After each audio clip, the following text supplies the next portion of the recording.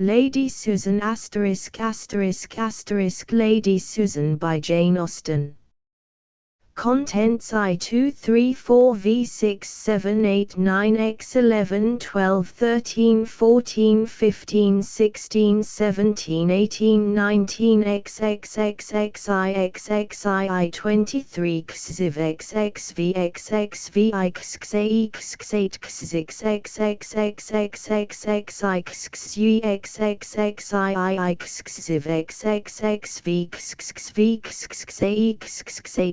XXXI Conclusion.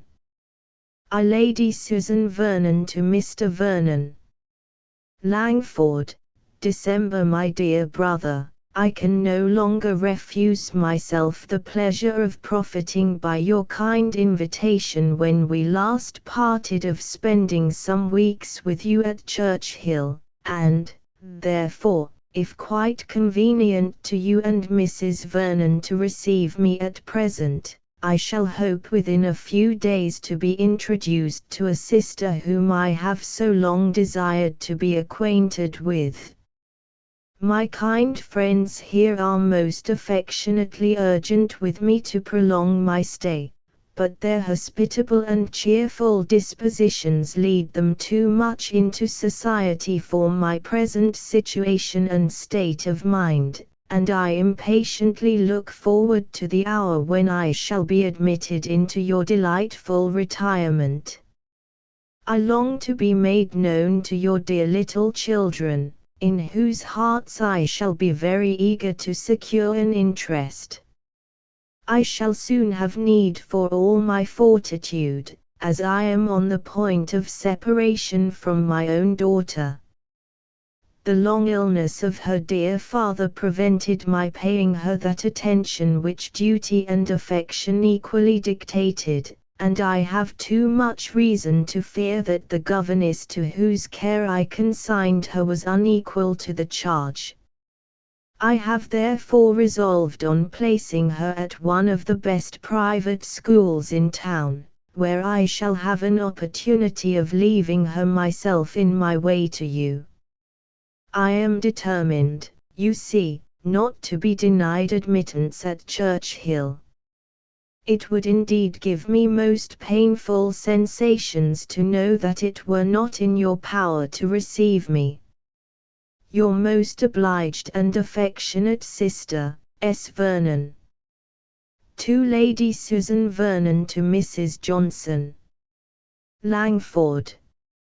You were mistaken, my dear Alicia, in supposing me fixed at this place for the rest of the winter. It grieves me to say how greatly you were mistaken, for I have seldom spent 3 months more agreeably than those which have just flown away. At present, nothing goes smoothly, the females of the family are united against me. You foretold how it would be when I first came to Langford, and Mainwaring is so uncommonly pleasing that I was not without apprehensions for myself. I remember saying to myself, as I drove to the house, I like this man, pray heaven no harm come of it. But I was determined to be discreet, to bear in mind my being only 4 months a widow, and to be as quiet as possible, and I have been so. My dear creature, I have admitted no one's attentions but Mainwaring's. I have avoided all general flirtation whatever, I have distinguished no creature besides, of all the numbers resorting hither, except Sir James Martin, on whom I bestowed a little notice, in order to detach him from Miss Mainwaring, but, if the world could know my motive there they would honor me. I have been called an unkind mother, but it was the sacred impulse of maternal affection, it was the advantage of my daughter that led me on, and if that daughter were not the greatest simpleton on earth, I might have been rewarded for my exertions as I ought. Sir James did make proposals to me for Frederica, but Frederica, who was born to be the torment of my life, chose to set herself so violently against the match that I thought it better to lay aside the scheme for the present. I have more than once repented that I did not marry him myself, and were he but 1 degree less contemptibly weak I certainly should, but I must own myself rather romantic in that respect, and that riches only will not satisfy me. The event of all this is very provoking. Sir James is gone, Maria highly incensed, and Mrs. Mainwaring insupportably jealous, so jealous, in short, and so enraged against me, that, in the fury of her temper, I should not be surprised at her appealing to her guardian, if she had the liberty of addressing him. But there your husband stands, my friend, and the kindest, most amiable action of his life was his throwing her off forever on her marriage. Keep up his resentment, therefore, I charge you. We are now in a sad state, no house was ever more altered, the whole party are at war, and Mainwaring scarcely dares speak to me. It is time for me to be gone. I have therefore determined on leaving them, and shall spend, I hope, a comfortable day with you in town within this week.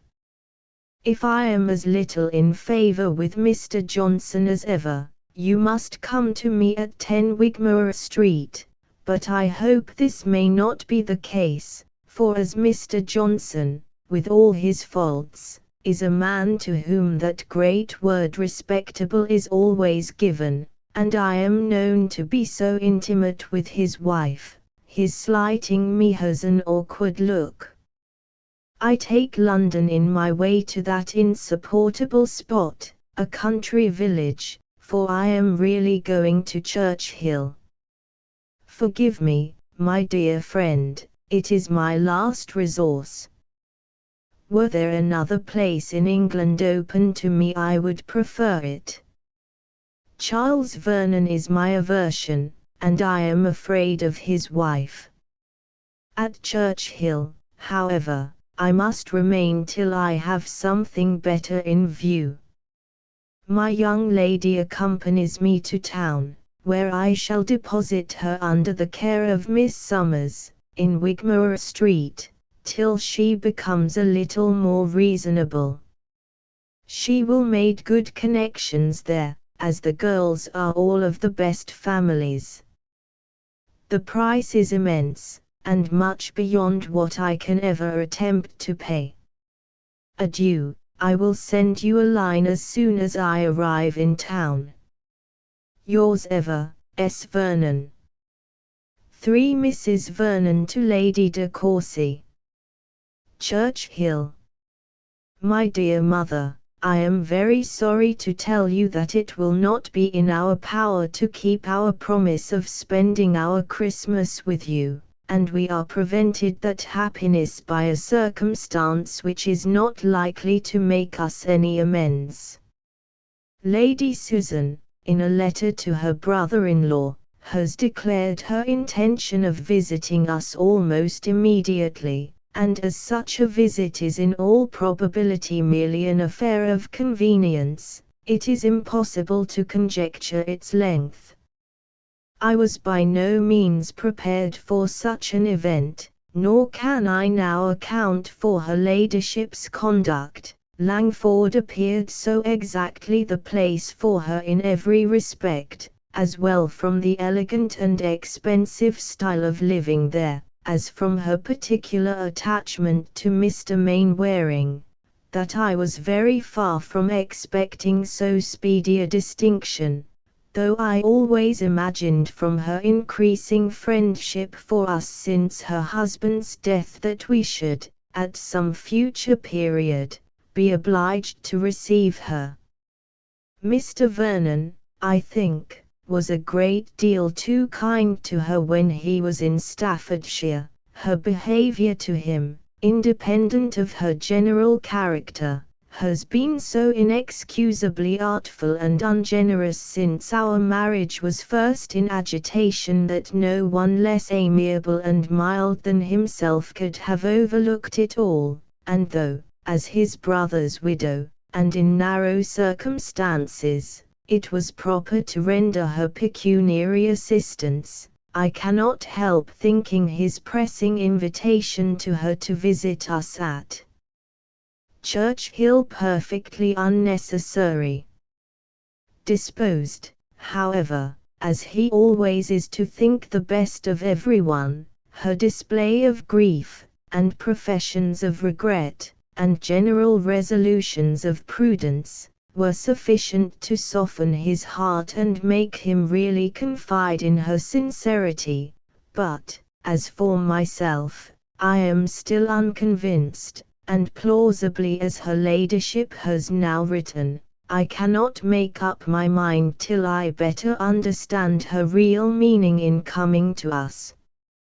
You may guess, therefore, my dear madam, with what feelings I look forward to her arrival.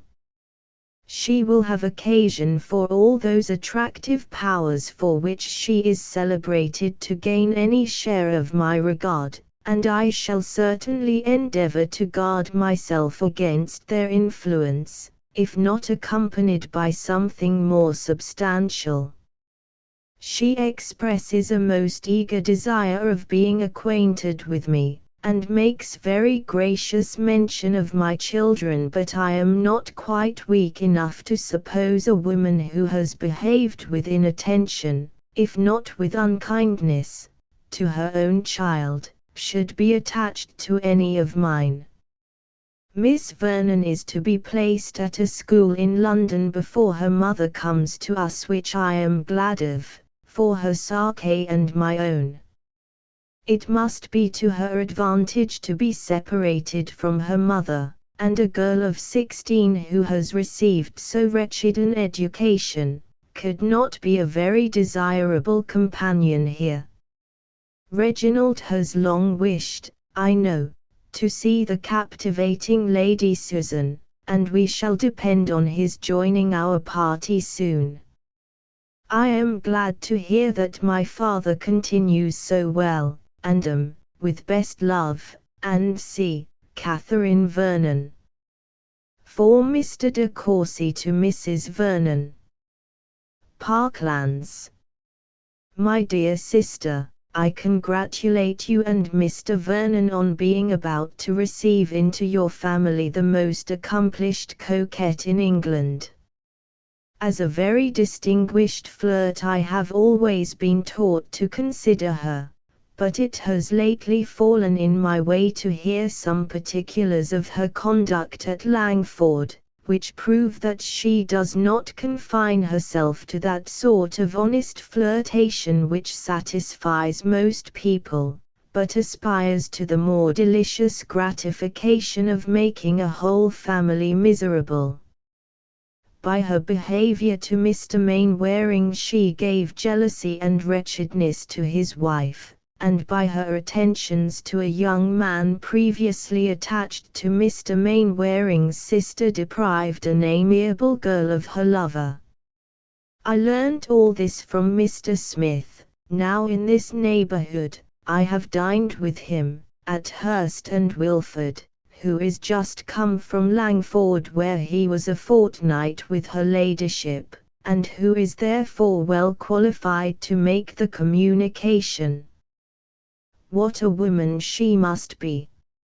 I long to see her, and shall certainly accept your kind invitation, that I may form some idea of those bewitching powers which can do so much, engaging at the same time, and in the same house, the affections of two men, who were neither of them at liberty to bestow them, and all this without the charm of youth.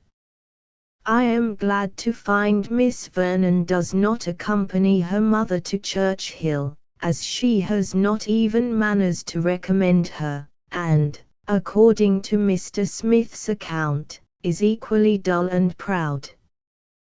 Where pride and stupidity unite there can be no dissimulation worthy notice, and Miss Vernon shall be consigned to unrelenting contempt.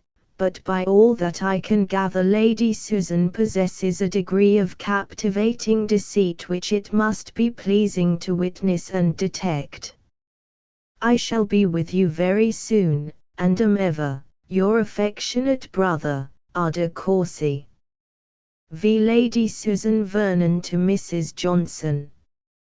Church I received your note, my dear Alicia, just before I left town, and rejoice to be assured that Mr. Johnson suspected nothing of your engagement the evening before. It is undoubtedly better to deceive him entirely, and since he will be stubborn he must be tricked. I arrived here in safety, and have no reason to complain of my reception from Mr. Vernon, but I confess myself not equally satisfied with the behavior of his lady. She is perfectly well bred, indeed, and has the air of a woman of fashion, but her manners are not such as can persuade me of her being prepossessed in my favor. I wanted her to be delighted at seeing me. I was as amiable as possible on the occasion, but all in vain. She does not like me. To be sure, when we consider that I did take some pains to prevent my brother-in-law's marrying her, this want of cordiality is not very surprising. And yet it shows an illiberal and vindictive spirit to resent a project which influenced me 6 years ago, and which never succeeded at last. I am sometimes disposed to repent that I did not let Charles buy Vernon Castle, when we were obliged to sell it, but it was a trying circumstance, especially as the sale took place exactly at the time of his marriage, and everybody ought to respect the delicacy of those feelings which could not endure that my husband's dignity should be lessened by his younger brother's having possession of the family estate.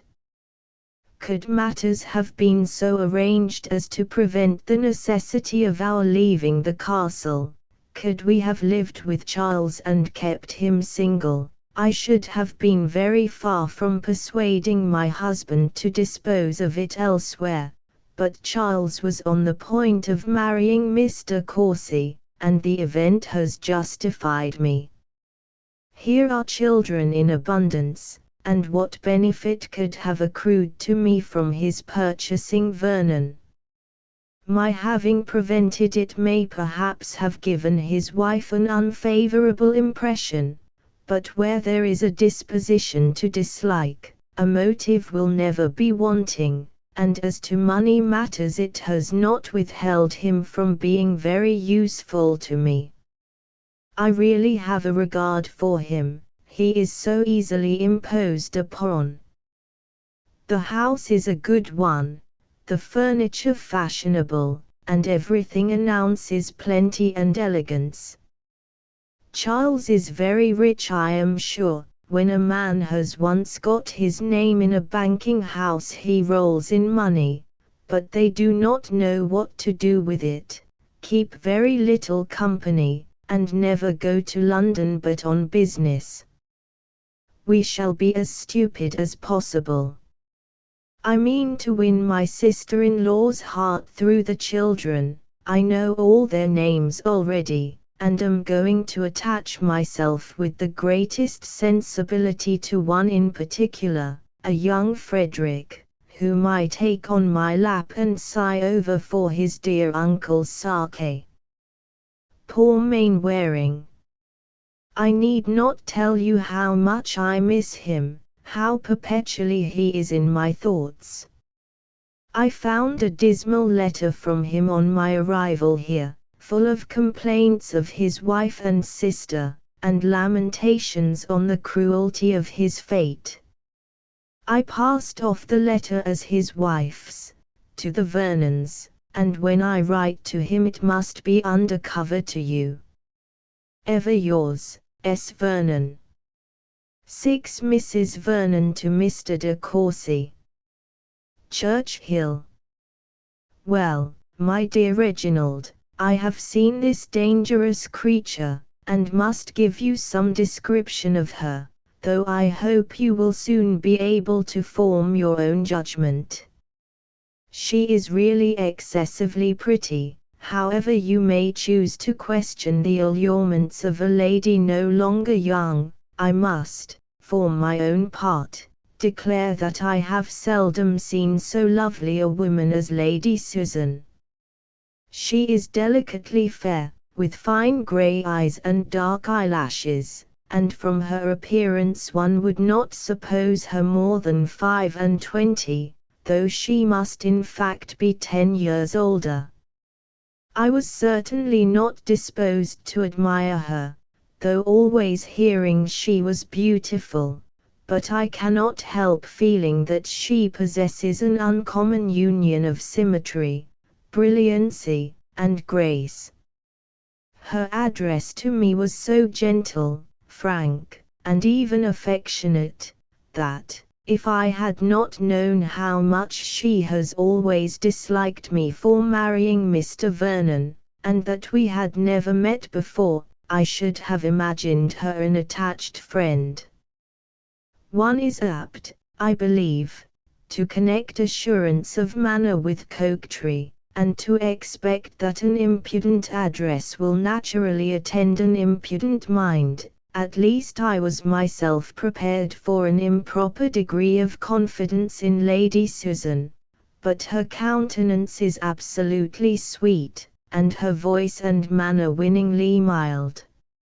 I am sorry it is so, for what is this but deceit? Unfortunately, one knows her too well. She is clever and agreeable, has all that knowledge of the world which makes conversation easy, and talks very well, with a happy command of language, which is too often used, I believe, to make black appear white. She has already almost persuaded me of her being warmly attached to her daughter, though I have been so long convinced to the contrary. She speaks of her with so much tenderness and anxiety, lamenting so bitterly the neglect of her education, which she represents however as wholly unavoidable, that I am forced to recollect how many successive springs her ladyship spent in town, while her daughter was left in Staffordshire to the care of servants, or a governess very little better, to prevent my believing what she says. If her manners have so great an influence on my resentful heart, you may judge how much more strongly they operate on Mr. Vernon's generous temper. I wish I could be as well satisfied as he is, that it was really her choice to leave Langford for Churchill, and if she had not stayed there for months before she discovered that her friend's manner of living did not suit her situation or feelings, I might have believed that concern for the loss of such a husband as Mr. Vernon, to whom her own behaviour was far from unexceptionable, might for a time make her wish for retirement. But I cannot forget the length of her visit to the Mainwarings, and when I reflect on the different mode of life which she led with them from that to which she must now submit, I can only suppose that the wish of establishing her reputation by following though late the path of propriety, occasioned her removal from a family where she must in reality have been particularly happy. Your friend Mr. Smith's story, however, cannot be quite correct, as she corresponds regularly with Mrs. Mainwaring. At any rate it must be exaggerated. It is scarcely possible that two men should be so grossly deceived by her at once. Yours, and C. Catherine Vernon. 7 Lady Susan Vernon to Mrs. Johnson. Churchill. My dear Alicia, you are very good in taking notice of Frederica, and I am grateful for it as a mark of your friendship, but as I cannot have any doubt of the warmth of your affection, I am far from exacting so heavy a sacrifice. She is a stupid girl, and has nothing to recommend her.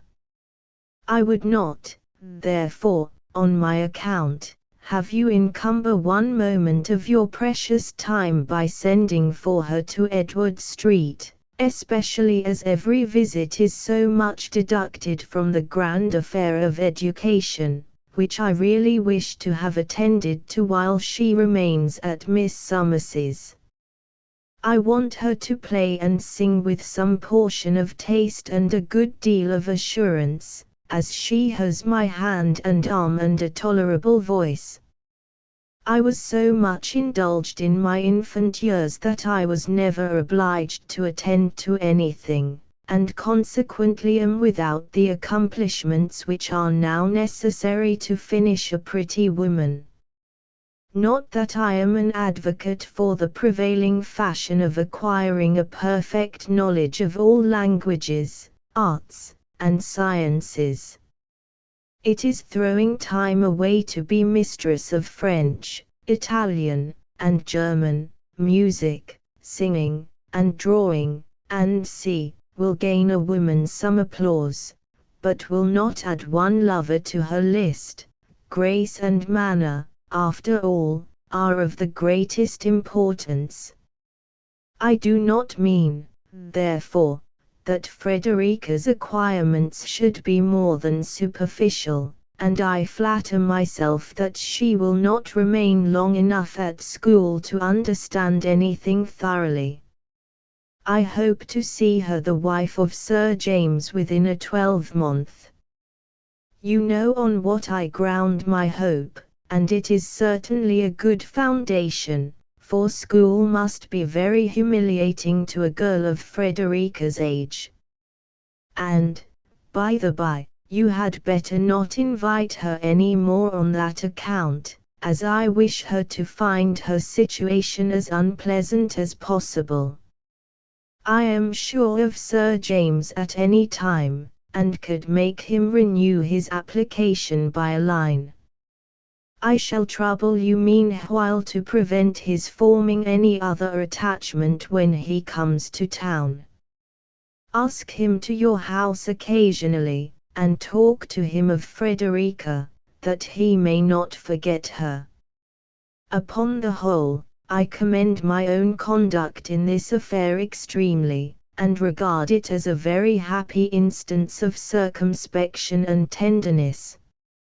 Some mothers would have insisted on their daughters accepting so good an offer on the first overture, but I could not reconcile it to myself to force Frederica into a marriage from which her heart revolted, and instead of adopting so harsh a measure merely propose to make it her own choice, by rendering her thoroughly uncomfortable till she does accept him. But enough of this tiresome girl. You may well wonder how I contrived to pass my time here, and for the first week it was insufferably dull. Now, however, we begin to mend. Our party is enlarged by Mrs. Vernon's brother, a handsome young man, who promises me some amusement. There is something about him which rather interests me, a sort of sauciness and familiarity which I shall teach him to correct. He is lively, and seems clever, and when I have inspired him with greater respect for me than his sister's kind offices have implanted, he may be an agreeable flirt. There is exquisite pleasure in subduing an insolent spirit, in making a person predetermined to dislike acknowledge one's superiority. I have disconcerted him already by my calm reserve, and it shall be my endeavour to humble the pride of these self-important curses still lower, to convince Mrs. Vernon that her sisterly cautions have been bestowed in vain, and to persuade Reginald that she has scandalously belied me. This project will serve at least to amuse me, and prevent my feeling so acutely this dreadful separation from you and all whom I love. Yours ever, S. Vernon. 8 Mrs. Vernon to Lady de Courcy. Church My dear mother, you must not expect Reginald back again for some time. He desires me to tell you that the present open weather induces him to accept Mr. Vernon's invitation to prolong his stay in Sussex, that they may have some hunting together. He means to send for his horses immediately, and it is impossible to say when you may see him in Kent. I will not disguise my sentiments on this change from you, my dear mother, though I think you had better not communicate them to my father, whose excessive anxiety about Reginald would subject him to an alarm which might seriously affect his health and spirits. Lady Susan has certainly contrived, in the space of a fortnight, to make my brother like her. In short, I am persuaded that his continuing here beyond the time originally fixed for his return is occasioned as much by a degree of fascination towards her, as by the wish of hunting with Mr. Vernon, and of course I cannot receive that pleasure from the length of his visit which my brother's company would otherwise give me. I am, indeed, provoked at the artifice of this unprincipled woman. What stronger proof of her dangerous abilities can be given than this perversion of Reginald's judgment, which when he entered the house was so decidedly against her? In his last letter he actually gave me some particulars of her behaviour at Langford, such as he received from a gentleman who knew her perfectly well, which, if true, must raise abhorrence against her, and which Reginald himself was entirely disposed to credit. His opinion of her, I am sure, was as low as of any woman in England, and when he first came it was evident that he considered her as one entitled neither to delicacy nor respect, and that he felt she would be delighted with the attentions of any man inclined to flirt with her. Her behaviour, I confess, has been calculated to do away with such an idea. I have not detected the smallest impropriety in it, nothing of vanity, of pretension, of levity, and she is altogether so attractive that I should not wonder at his being delighted with her, had he known nothing of her previous to this personal acquaintance, but, against reason, against conviction, to be so well pleased with her, as I am sure he is, does really astonish me. His admiration was at first very strong, but no more than was natural, and I did not wonder at his being much struck by the gentleness and delicacy of her manners. But when he has mentioned her of late it has been in terms of more extraordinary praise, and yesterday he actually said that he could not be surprised at any effect produced on the heart of man by such loveliness and such abilities, and when I lamented, in reply, the badness of her disposition, he observed that whatever might have been her errors they were to be imputed to her neglected education and early marriage, and that she was altogether a wonderful woman. This tendency to excuse her conduct or to forget it, in the warmth of admiration, vexes me, and if I did not know that Reginald is too much at home at Churchill to need an invitation for lengthening his visit, I should regret Mr. Vernon's giving him any. Lady Susan's intentions are of course those of absolute coquetry, or a desire of universal admiration. I cannot for a moment imagine that she has anything more serious in view, but it mortifies me to see a young man of Reginald's sense duped by her at all. I am, and C. Catherine Vernon. 9 Mrs. Johnson to Lady S. Vernon. Edward Street. My dearest friend, I congratulate you on Mr. de Courcy's arrival, and I advise you by all means to marry him. His father's estate is, we know, considerable, and I believe certainly entailed. Sir Reginald is very infirm, and not likely to stand in your way long. I hear the young man well spoken of, and though no one can really deserve you, my dearest Susan, Mr. de Courcy may be worth having. Mainwaring will storm of course, but you easily pacify him. Besides, the most scrupulous point of honor could not require you to wait for his emancipation. I have seen Sir James. He came to town for a few days last week, and called several times in Edward Street. I talked to him about you and your daughter, and he is so far from having forgotten you, that I am sure he would marry either of you with pleasure. I gave him hopes of Frederica's relenting, and told him a great deal of her improvements. I scolded him for making love to Maria Mainwaring. He protested that he had been only in joke, and we both laughed heartily at her disappointment, and, in short, were very agreeable. He is as silly as ever. Yours faithfully, Alicia. Ex-Lady Susan Vernon to Mrs. Johnson. Churchill. I am much obliged to you, my dear friend, for your advice respecting Mr. de Courcy, which I know was given with the full conviction of its expediency, though I am not quite determined on following it. I cannot easily resolve on anything so serious as marriage, especially as I am not at present in want of money, and might perhaps, till the old gentleman's death, be very little benefited by the match.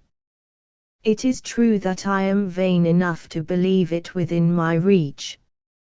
I have made him sensible of my power, and can now enjoy the pleasure of triumphing over a mind prepared to dislike me, and prejudiced against all my past actions. His sister, too, is, I hope, convinced how little the ungenerous representations of anyone to the disadvantage of another will avail when opposed by the immediate influence of intellect and manner. I see plainly that she is uneasy at my progress in the good opinion of her brother, and conclude that nothing will be wanting on her part to counteract me, but having once made him doubt the justice of her opinion of me, I think I may defy her. It has been delightful to me to watch his advances towards intimacy, especially to observe his altered manner in consequence of my repressing by the cool dignity of my deportment his insolent approach to direct familiarity. My conduct has been equally guarded from the first, and I never behaved less like a coquette in the whole course of my life, though perhaps my desire of dominion was never more decided. I have subdued him entirely by sentiment and serious conversation, and made him, I may venture to say, at least half in love with me, without the semblance of the most commonplace flirtation. Mrs. Vernon's consciousness of deserving every sort of revenge that it can be in my power to inflict for her ill offices could alone enable her to perceive that I am actuated by any design in behavior so gentle and unpretending. Let her think and act as she chooses, however. I have never yet found that the advice of a sister could prevent a young man's being in love if he chose. We are advancing now to some kind of confidence, and in short are likely to be engaged in a sort of platonic friendship. On my side you may be sure of its never being more, for if I were not attached to another person as much as I can be to anyone, I should make a point of not bestowing my affection on a man who had dared to think so meanly of me. Reginald has a good figure and is not unworthy the praise you have heard given him, but is still greatly inferior to our friend at Langford. He is less polished, less insinuating than Mainwaring, and is comparatively deficient in the power of saying those delightful things which put one in good humor with oneself and all the world. He is quite agreeable enough, however, to afford me amusement, and to make many of those hours pass very pleasantly which would otherwise be spent in endeavoring to overcome my sister-in-law's reserve, and listening to the insipid talk of her husband. Your account of Sir James is most satisfactory, and I mean to give Miss Frederica a hint of my intentions very soon. Yours, and C. S. Vernon. 11 Mrs. Vernon to Lady de Courcy. Churchill. I really grow quite uneasy, my dearest mother, about Reginald, from witnessing the very rapid increase of Lady Susan's influence. They are now on terms of the most particular friendship, frequently engaged in long conversations together, and she has contrived by the most artful coquetry to subdue his judgment to her own purposes. It is impossible to see the intimacy between them so very soon established without some alarm, though I can hardly suppose that Lady Susan's plans extend to marriage. I wish you could get Reginald home again on any plausible pretence. He is not at all disposed to leave us, and I have given him as many hints of my father's precarious state of health as common decency will allow me to do in my own house. Her power over him must now be boundless, as she has entirely effaced all his former ill opinion, and persuaded him not merely to forget but to justify her conduct. Mr. Smith's account of her proceedings at Langford, where he accused her of having made Mr. Mainwaring and a young man engaged to Miss Mainwaring distractedly in love with her, which Reginald firmly believed when he came here, is now, he is persuaded, only a scandalous invention. He has told me so with a warmth of manner which spoke his regret at having believed the contrary himself. How sincerely do I grieve that she ever entered this house. I always looked forward to her coming with uneasiness, but very far was it from originating in anxiety for Reginald. I expected a most disagreeable companion for myself, but could not imagine that my brother would be in the smallest danger of being captivated by a woman with whose principles he was so well acquainted, and whose character he so heartily despised. If you can get him away it will be a good thing. Yours, and C. Catherine Vernon. 12 Sir Reginald de Courcy to his son. Parklands. I know that young men in general do not admit of any enquiry even from their nearest relations into affairs of the heart, but I hope, my dear Reginald, that you will be superior to such as allow nothing for a father's anxiety, and think themselves privileged to refuse him their confidence and slight his advice. You must be sensible that as an only son, and the representative of an ancient family, your conduct in life is most interesting to your connections, and in the very important concern of marriage especially, there is everything at stake, your own happiness, that of your parents, and the credit of your name.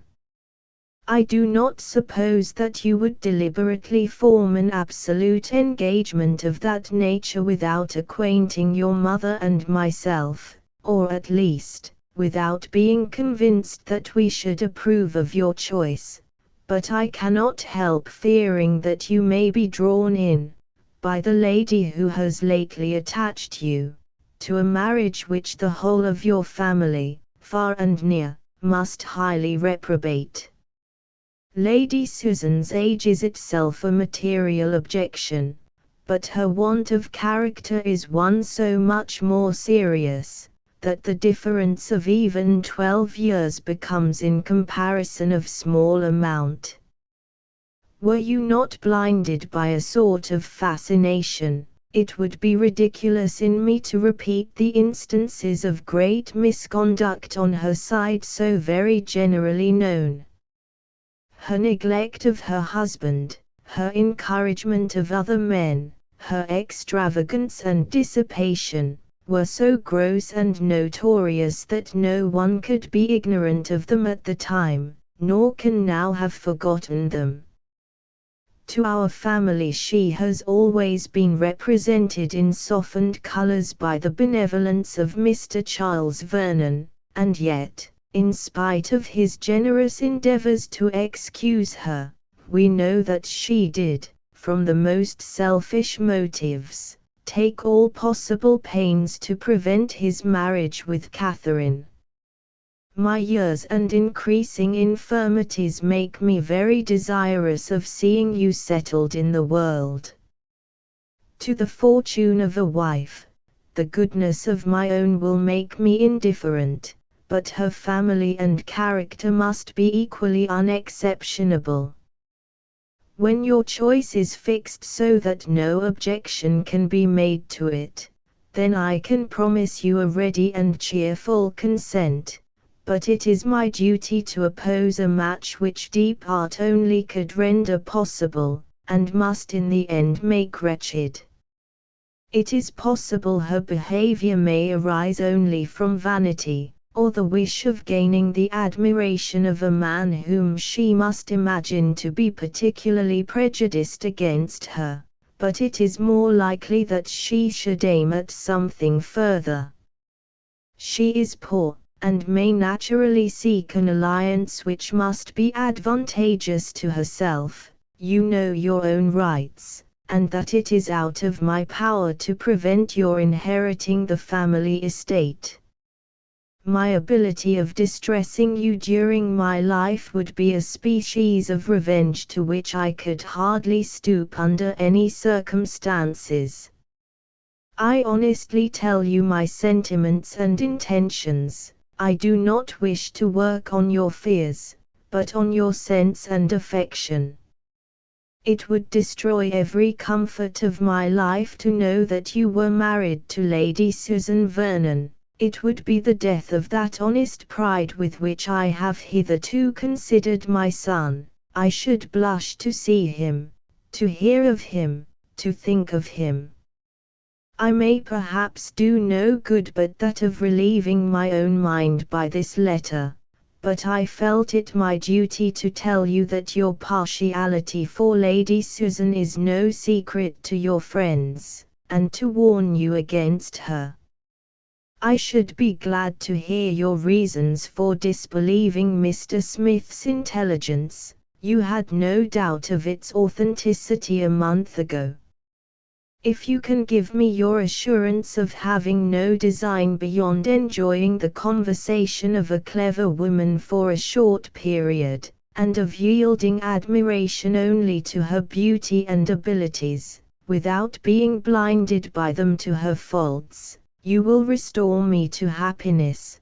But, if you cannot do this, explain to me, at least, what has occasioned so great an alteration in your opinion of her. I am, &c. Reginald de Courcy. 13 Lady de Courcy to Mrs. Vernon. Parklands. My dear Catherine, unluckily I was confined to my room when your last letter came, by a cold which affected my eyes so much as to prevent my reading it myself, so I could not refuse your father when he offered to read it to me, by which means he became acquainted, to my great vexation, with all your fears about your brother. I had intended to write to Reginald myself as soon as my eyes would let me, to point out, as well as I could, the danger of an intimate acquaintance, with so artful a woman as Lady Susan, to a young man of his age, and high expectations. I meant, moreover, to have reminded him of our being quite alone now, and very much in need of him to keep up our spirits these long winter evenings. Whether it would have done any good can never be settled now, but I am excessively vexed that Sir Reginald should know anything of a matter which we foresaw would make him so uneasy. He caught all your fears the moment he had read your letter, and I am sure he has not had the business out of his head since. He wrote by the same post to Reginald a long letter full of it all, and particularly asking an explanation of what he may have heard from Lady Susan to contradict the late shocking reports. His answer came this morning, which I shall enclose to you, as I think you will like to see it. I wish it was more satisfactory, but it seems written with such a determination to think well of Lady Susan, that his assurances as to marriage, &c., do not set my heart at ease. I say all I can, however, to satisfy your father, and he is certainly less uneasy since Reginald's letter.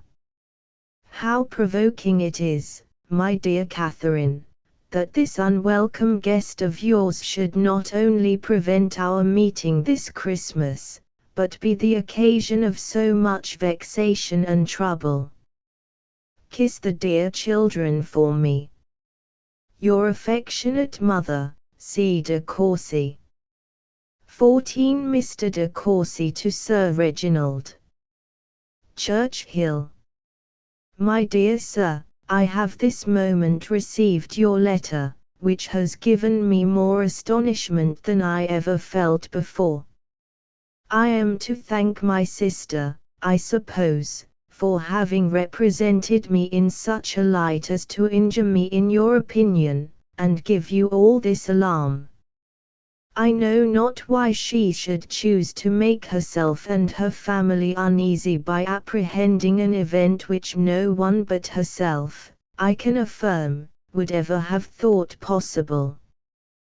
To impute such a design to Lady Susan would be taking from her every claim to that excellent understanding which her bitterest enemies have never denied her, and equally low must sink my pretensions to common sense if I am suspected of matrimonial views in my behaviour to her.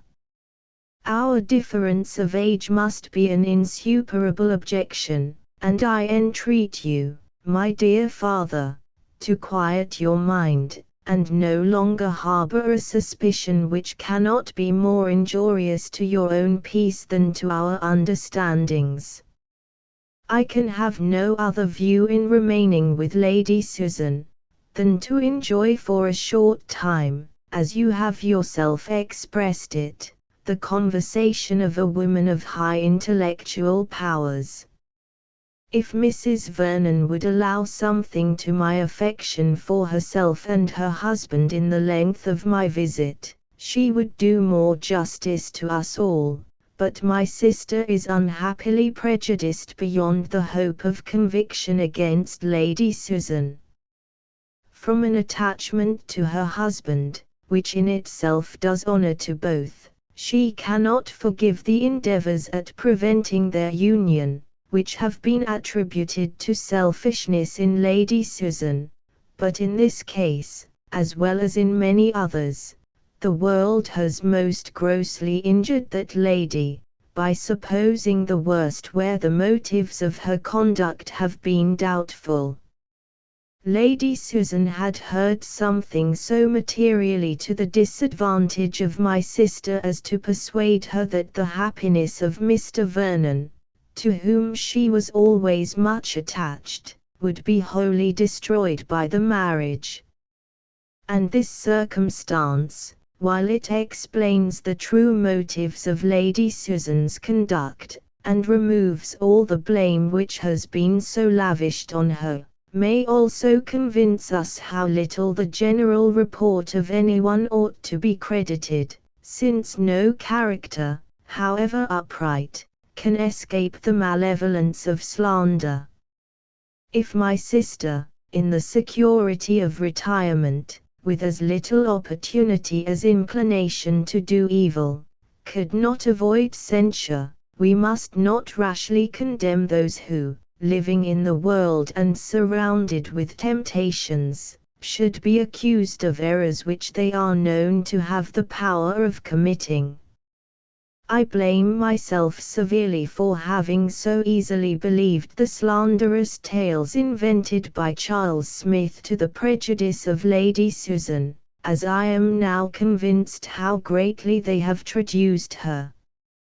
As to Mrs. Mainwaring's jealousy, it was totally his own invention, and his account of her attaching Miss Mainwaring's lover was scarcely better founded. Sir James Martin had been drawn in by that young lady to pay her some attention, and as he is a man of fortune, it was easy to see her views extended to marriage. It is well known that Miss M is absolutely on the catch for a husband, and no one therefore can pity her for losing, by the superior attractions of another woman, the chance of being able to make a worthy man completely wretched. Lady Susan was far from intending such a conquest, and on finding how warmly Miss Mainwaring resented her lover's defection, determined, in spite of Mr. and Mrs. Mainwaring's most urgent entreaties, to leave the family. I have reason to imagine she did receive serious proposals from Sir James, but her removing from Langford immediately on the discovery of his attachment, must acquit her on that article with any mind of common candour. You will, I am sure, my dear sir, feel the truth of this, and will hereby learn to do justice to the character of a very injured woman. I know that Lady Susan in coming to Churchhill was governed only by the most honourable and amiable intentions. Her prudence and economy are exemplary, her regard for Mr. Vernon equal even to his deserts, and her wish of obtaining my sister's good opinion merits a better return than it has received. As a mother she is unexceptionable. Her solid affection for her child is shown by placing her in hands where her education will be properly attended to, but because she has not the blind and weak partiality of most mothers, she is accused of wanting maternal tenderness. Every person of sense, however, will know how to value and commend her well-directed affection, and will join me in wishing that Frederica Vernon may prove more worthy than she has yet done of her mother's tender care. I have now, My dear father, written my real sentiments of Lady Susan. You will know from this letter how highly I admire her abilities, and esteem her character. But if you are not equally convinced by my full and solemn assurance that your fears have been most idly created, you will deeply mortify and distress me. I am, and C. R. de Courcy. 15 Mrs. Vernon to Lady de Courcy. Churchill. My dear mother, I return you Reginald's letter, and rejoice with all my heart that my father is made easy by it. Tell him so, with my congratulations. But, between ourselves, I must own it has only convinced me of my brother's having no present intention of marrying Lady Susan. Not that he is in no danger of doing so 3 months hence. He gives a very plausible account of her behavior at Langford. I wish it may be true, but his intelligence must come from herself, and I am less disposed to believe it than to lament the degree of intimacy subsisting between them, implied by the discussion of such a subject.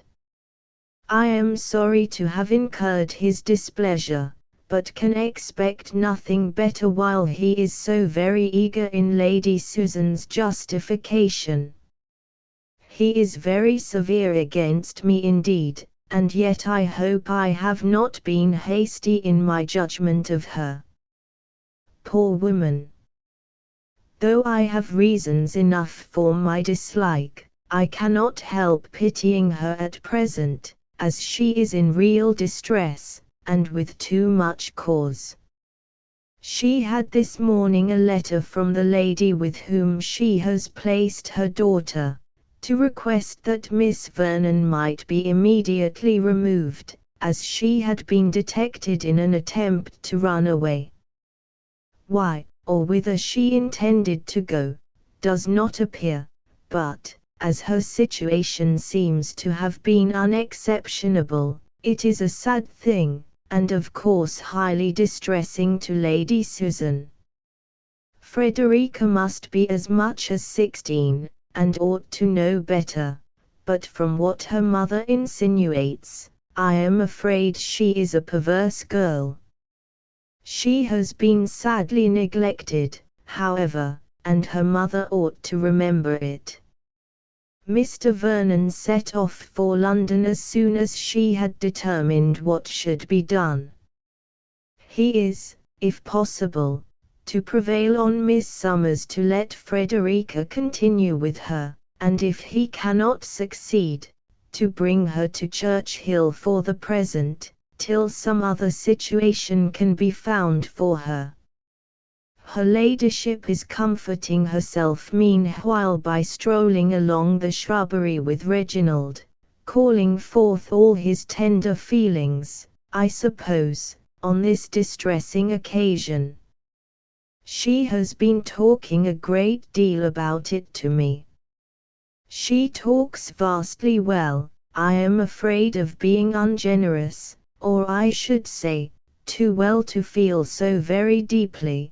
But I will not look for her faults. She may be Reginald's wife. Heaven forbid it. But why should I be quicker sighted than anyone else? Mr. Vernon declares that he never saw deeper distress than hers, on the receipt of the letter, and is his judgment inferior to mine. She was very unwilling that Frederica should be allowed to come to Churchill, and justly enough, as it seems a sort of reward to behaviour deserving very differently, but it was impossible to take her anywhere else, and she is not to remain here long. It will be absolutely necessary, said she, as you, my dear sister, must be sensible, to treat my daughter with some severity while she is here, a most painful necessity, but I will endeavour to submit to it. I am afraid I have often been too indulgent, but my poor Frederica's temper could never bear opposition well. You must support and encourage me, you must urge the necessity of reproof if you see me too lenient. All this sounds very reasonable. Reginald is so incensed against the poor silly girl. Surely it is not to Lady Susan's credit that he should be so bitter against her daughter. His idea of her must be drawn from the mother's description. Well, whatever may be his fate, we have the comfort of knowing that we have done our utmost to save him. We must commit the event to a higher power. Yours ever, and C. Catherine Vernon. 16 Lady Susan to Mrs. Johnson. Churchill. Never, my dearest Alicia, was I so provoked in my life as by a letter this morning from Miss Summers. That horrid girl of mine has been trying to run away. I had not a notion of her being such a little devil before. She seemed to have all the Vernon milkiness. But on receiving the letter in which I declared my intention about Sir James, she actually attempted to elope. At least, I cannot otherwise account for her doing it. She meant, I suppose, to go to the Clarks in Staffordshire, for she has no other acquaintances. But she shall be punished, she shall have him. I have sent Charles to town to make matters up if he can, for I do not by any means want her here. If Miss Summers will not keep her, you must find me out another school, unless we can get her married immediately. Miss S. writes word that she could not get the young lady to assign any cause for her extraordinary conduct, which confirms me in my own previous explanation of it. Frederica is too shy, I think, and too much in awe of me to tell tales, but if the mildness of her uncle should get anything out of her, I am not afraid. I trust I shall be able to make my story as good as hers. If I am vain of anything, it is of my eloquence. Consideration and esteem as surely follow command of language as admiration waits on beauty, and here I have opportunity enough for the exercise of my talent, as the chief of my time is spent in conversation. Reginald is never easy unless we are by ourselves, and when the weather is tolerable, we pace the shrubbery for hours together. I like him on the whole very well. He is clever and has a good deal to say, but he is sometimes impertinent and troublesome. There is a sort of ridiculous delicacy about him which requires the fullest explanation of whatever he may have heard to my disadvantage, and is never satisfied till he thinks he has ascertained the beginning and end of everything. This is one sort of love, but I confess it does not particularly recommend itself to me. I infinitely prefer the tender and liberal spirit of Mainwaring, which, impressed with the deepest conviction of my merit, is satisfied that whatever I do must be right, and look with a degree of contempt on the inquisitive and doubtful fancies of that heart which seems always debating on the reasonableness of its emotions. Mainwaring is indeed, beyond all compare, superior to Reginald, superior in everything but the power of being with me. Poor fellow! He is much distracted by jealousy, which I am not sorry for, as I know no better support of love. He has been teasing me to allow of his coming into this country, and lodging somewhere near Incogdot, but I forbade everything of the kind. Those women are inexcusable who forget what is due to themselves, and the opinion of the world. Yours ever, S. Vernon. 17 Mrs. Vernon to Lady de Courcy. Churchill. My dear mother, Mr. Vernon returned on Thursday night, bringing his niece with him. Lady Susan had received a line from him by that day's post, informing her that Miss Summers had absolutely refused to allow of Miss Vernon's continuance in her academy. We were therefore prepared for her arrival, and expected them impatiently the whole evening. They came while we were at tea, and I never saw any creature look so frightened as Frederica when she entered the room. Lady Susan, who had been shedding tears before, and showing great agitation at the idea of the meeting, received her with perfect self-command, and without betraying the least tenderness of spirit. She hardly spoke to her, and on Frederica's bursting into tears as soon as we were seated, took her out of the room, and did not return for some time. When she did, her eyes looked very red and she was as much agitated as before. We saw no more of her daughter. Poor Reginald was beyond measure concerned to see his fair friend in such distress, and watched her with so much tender solicitude, that I, who occasionally caught her observing his countenance with exultation, was quite out of patience. This pathetic representation lasted the whole evening, and so ostentatious and artful a display has entirely convinced me that she did in fact feel nothing. I am more angry with her than ever since I have seen her daughter. The poor girl looks so unhappy that my heart aches for her. Lady Susan is surely too severe, for Frederica does not seem to have the sort of temper to make severity necessary. She looks perfectly timid, dejected, and penitent.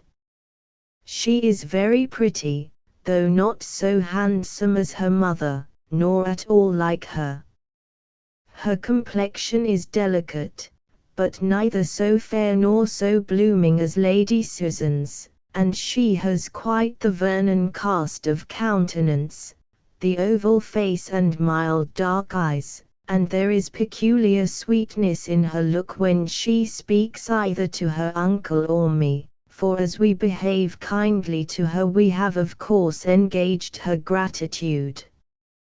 Her mother has insinuated that her temper is intractable, but I never saw a face less indicative of any evil disposition than hers, and from what I can see of the behavior of each to the other, the invariable severity of Lady Susan and the silent dejection of Frederica, I am led to believe as heretofore that the former has no real love for her daughter, and has never done her justice or treated her affectionately. I have not been able to have any conversation with my niece. She is shy, and I think I can see that some pains are taken to prevent her being much with me. Nothing satisfactory transpires as to her reason for running away. Her kind-hearted uncle, you may be sure, was too fearful of distressing her to ask many questions as they travelled. I wish it had been possible for me to fetch her instead of him. I think I should have discovered the truth in the course of a 30-mile journey. The small pianoforte has been removed within these few days, at Lady Susan's request, into her dressing room, and Frederica spends great part of the day there, practicing as it is called, but I seldom hear any noise when I pass that way. What she does with herself there I do not know. There are plenty of books, but it is not every girl who has been running wild the first 15 years of her life, that can or will read. Poor creature! The prospect from her window is not very instructive, for that room overlooks the lawn, you know, with the shrubbery on one side, where she may see her mother walking for an hour together in earnest conversation with Reginald. A girl of Frederica's age must be childish indeed, if such things do not strike her. Is it not inexcusable to give such an example to a daughter? Yet Reginald still thinks Lady Susan the best of mothers, and still condemns Frederica as a worthless girl. He is convinced that her attempt to run away proceeded from no justifiable cause, and had no provocation. I am sure I cannot say that it had. But while Miss Summers declares that Miss Vernon showed no signs of obstinacy or perverseness during her whole stay in Wigmore Street, till she was detected in this scheme, I cannot so readily credit what Lady Susan has made him, and wants to make me believe, that it was merely an impatience of restraint and a desire of escaping from the tuition of masters which brought on the plan of an elopement. O Reginald, how is your judgment enslaved! He scarcely dares even allow her to be handsome, and when I speak of her beauty, replies only that her eyes have no brilliancy. Sometimes he is sure she is deficient in understanding, and at others that her temper only is in fault. In short, when a person is always to deceive, it is impossible to be consistent. Lady Susan finds it necessary that Frederica should be to blame, and probably has sometimes judged it expedient to accuse her of ill nature and sometimes to lament her want of sense. Reginald is only repeating after her ladyship. I remain, &c. Catherine Vernon. 18 from the same to the same. Churchill.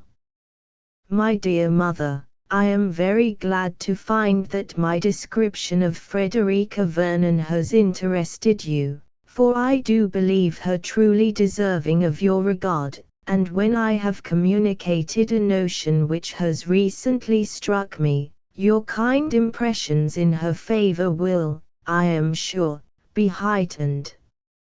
I cannot help fancying that she is growing partial to my brother. I so very often see her eyes fixed on his face with a remarkable expression of pensive admiration. He is certainly very handsome, and yet more, there is an openness in his manner that must be highly prepossessing, and I am sure she feels it so. Thoughtful and pensive in general, her countenance always brightens into a smile when Reginald says anything amusing, and, let the subject be ever so serious that he may be conversing on, I am much mistaken if a syllable of his uttering escapes her. I want to make him sensible of all this, for we know the power of gratitude on such a heart as his. And could Frederica's artless affection detach him from her mother, we might bless the day which brought her to Churchill. I think, my dear mother, you would not disapprove of her as a daughter. She is extremely young, to be sure, has had a wretched education, and a dreadful example of levity in her mother. But yet I can pronounce her disposition to be excellent, and her natural abilities very good. Though totally without accomplishments, she is by no means so ignorant as one might expect to find her, being fond of books and spending the chief of her time in reading. Her mother leaves her more to herself than she did, and I have her with me as much as possible, and have taken great pains to overcome her timidity.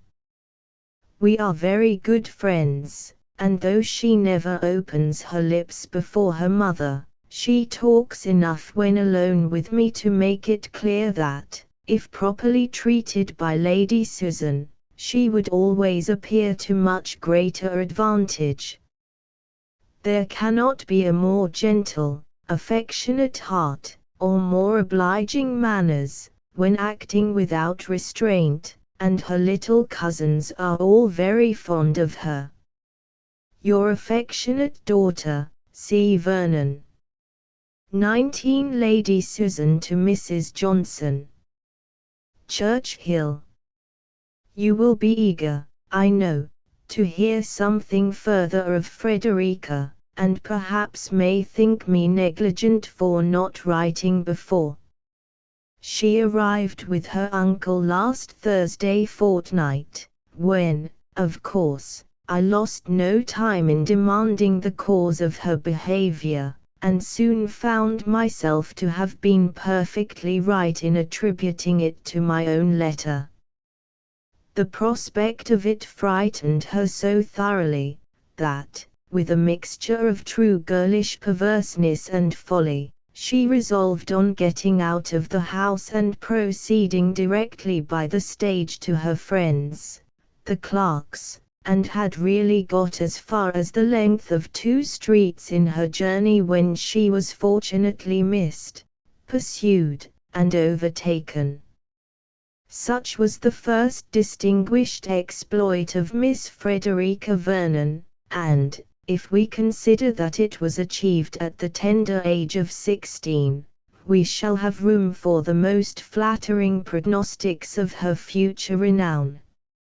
I am excessively provoked, however, at the parade of propriety which prevented Miss Summers from keeping the girl, and it seems so extraordinary a piece of nicety, considering my daughter's family connections, that I can only suppose the lady to be governed by the fear of never getting her money. Be that as it may, however, Frederica is returned on my hands, and, having nothing else to employ her, is busy in pursuing the plan of romance begun at Langford. She is actually falling in love with Reginald de Courcy. To disobey her mother by refusing an unexceptionable offer is not enough, her affections must also be given without her mother's approbation. I never saw a girl of her age bid fairer to be the sport of mankind. Her feelings are tolerably acute, and she is so charmingly artless in their display as to afford the most reasonable hope of her being ridiculous, and despised by every man who sees her. Artlessness will never do in love matters, and that girl is born a simpleton who has it either by nature or affectation. I am not yet certain that Reginald sees what she is about, nor is it of much consequence. She is now an object of indifference to him, and she would be one of contempt were he to understand her emotions. Her beauty is much admired by the Vernons, but it has no effect on him. She is in high favor with her aunt altogether, because she is so little like myself, of course. She is exactly the companion for Mrs. Vernon, who dearly loves to be firm, and to have all the sense and all the wit of the conversation to herself. Frederica will never eclipse her. When she first came I was at some pains to prevent her seeing much of her aunt, but I have relaxed, as I believe I may depend on her observing the rules I have laid down for their discourse. But do not imagine that with all this lenity I have for a moment given up my plan of her marriage. No, I am unalterably fixed on this point, though I have not yet quite decided on the manner of bringing it about. I should not choose to have the business brought on here, and canvassed by the wise heads of Mr. and Mrs. Vernon, and I cannot just now afford to go to town. Miss Frederica must therefore wait a little. Yours ever, S. Vernon. XX Mrs. Vernon to Lady de Courcy. Churchill. We have a very unexpected guest with us at present, my dear mother. He arrived yesterday. I heard a carriage at the door, as I was sitting with my children while they dined, and supposing I should be wanted, left the nursery soon afterwards, and was halfway downstairs, when Frederica, as pale as ashes, came running up, and rushed by me into her own room. I instantly followed, and asked her what was the matter. "Oh," said she, "he is come, Sir James is come, and what shall I do?" This was no explanation. I begged her to tell me what she meant. At that moment we were interrupted by a knock at the door. It was Reginald, who came, by Lady Susan's direction, to call Frederica down. "It is Mr. de Courcy," said she, colouring violently. "Mamma has sent for me, I must go." We all three went down together, and I saw my brother examining the terrified face of Frederica with surprise.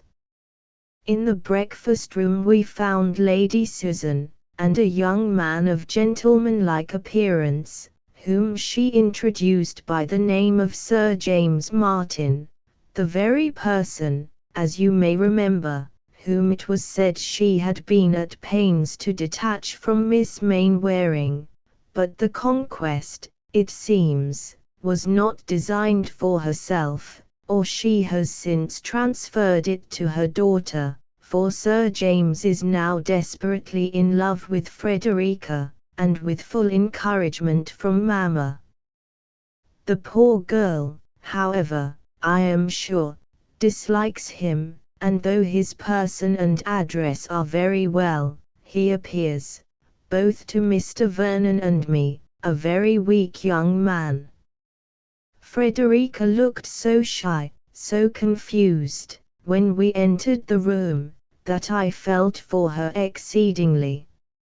Lady Susan behaved with great attention to her visitor, and yet I thought I could perceive that she had no particular pleasure in seeing him. Sir James talked a great deal, and made many civil excuses to me for the liberty he had taken in coming to Churchill, mixing more frequent laughter with his discourse than the subject required, said many things over and over again, and told Lady Susan 3 times that he had seen Mrs. Johnson a few evenings before. He now and then addressed Frederica, but more frequently her mother. The poor girl sat all this time without opening her lips, her eyes cast down, and her colour varying every instant, while Reginald observed all that passed in perfect silence. At length Lady Susan, weary, I believe, of her situation, proposed walking, and we left the 2 gentlemen together, to put on our pelisses. As we went upstairs Lady Susan begged permission to attend me for a few moments in my dressing room, as she was anxious to speak with me in private. I led her thither accordingly, and as soon as the door was closed, she said, "I was never more surprised in my life than by Sir James's arrival, and the suddenness of it requires some apology to you, my dear sister, though to me, as a mother, it is highly flattering. He is so extremely attached to my daughter that he could not exist longer without seeing her. Sir James is a young man of an amiable disposition and excellent character, a little too much of the rattle, perhaps, but a year or two will rectify that, and he is in other respects so very eligible a match for Frederica, that I have always observed his attachment with the greatest pleasure, and am persuaded that you and my brother will give the alliance your hearty approbation. I have never before mentioned the likelihood of its taking place to anyone, because I thought that whilst Frederica continued at school it had better not be known to exist, but now, as I am convinced that Frederica is too old ever to submit to school confinement, and have, therefore, begun to consider her union with Sir James as not very distant, I had intended within a few days to acquaint yourself and Mr. Vernon with the whole business. I am sure, my dear sister, you will excuse my remaining silent so long, and agree with me that such circumstances, while they continue from any cause in suspense, cannot be too cautiously concealed. When you have the happiness of bestowing your sweet little Catherine, some years hence, on a man who in connection and character is alike unexceptionable, you will know what I feel now, though, thank heaven, you cannot have all my reasons for rejoicing in such an event. Catherine will be amply provided for, and not, like my Frederica, indebted to a fortunate establishment for the comforts of life. She concluded by demanding my congratulations. I gave them somewhat awkwardly, I believe, for, in fact, the sudden disclosure of so important a matter took from me the power of speaking with any clearness. She thanked me, however, most affectionately, for my kind concern in the welfare of herself and daughter, and then said, I am not apt to deal in professions, my dear Mrs. Vernon, and I never had the convenient talent of affecting sensations foreign to my heart, and therefore I trust you will believe me when I declare, that much as I had heard in your praise before I knew you, I had no idea that I should ever love you as I now do, and I must further say that your friendship towards me is more particularly gratifying because I have reason to believe that some attempts were made to prejudice you against me. I only wish that they, whoever they are, to whom I am indebted for such kind intentions, could see the terms on which we now are together, and understand the real affection we feel for each other, but I will not detain you any longer. God bless you, for your goodness to me and my girl, and continue to you all your present happiness. What can one say of such a woman, my dear mother? Such earnestness, such solemnity of expression. And yet I cannot help suspecting the truth of everything she says.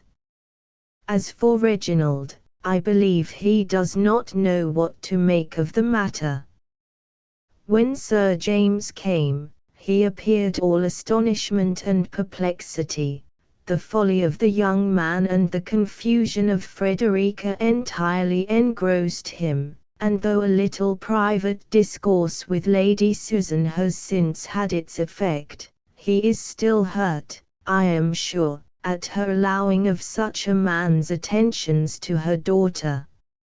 Sir James invited himself with great composure to remain here a few days, hoped we would not think it odd, was aware of its being very impertinent, but he took the liberty of a relation, and concluded by wishing, with a laugh, that he might be really one very soon.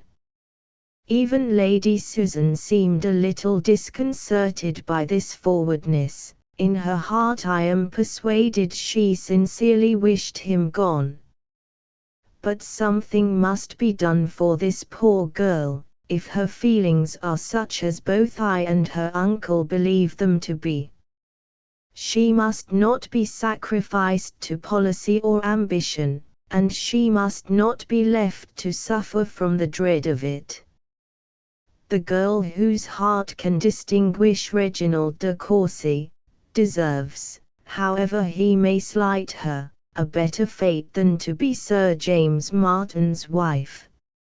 As soon as I can get her alone, I will discover the real truth, but she seems to wish to avoid me. I hope this does not proceed from anything wrong, and that I shall not find out I have thought too well of her. Her behavior to Sir James certainly speaks the greatest consciousness and embarrassment, but I see nothing in it more like encouragement.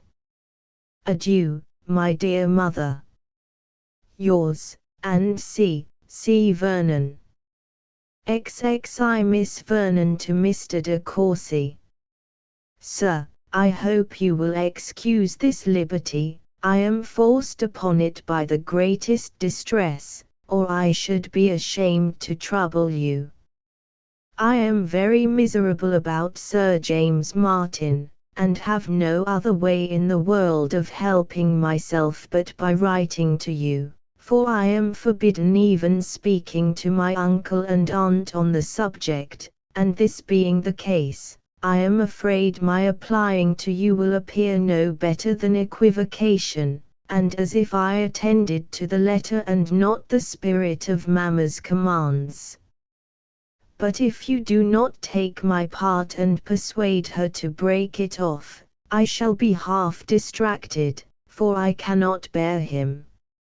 No human being but you could have any chance of prevailing with her. If you will, therefore, have the unspeakably great kindness of taking my part with her, and persuading her to send Sir James away, I shall be more obliged to you than it is possible for me to express. I always disliked him from the first. It is not a sudden fancy, I assure you, sir. I always thought him silly and impertinent and disagreeable, and now he is grown worse than ever. I would rather work for my bread than marry him.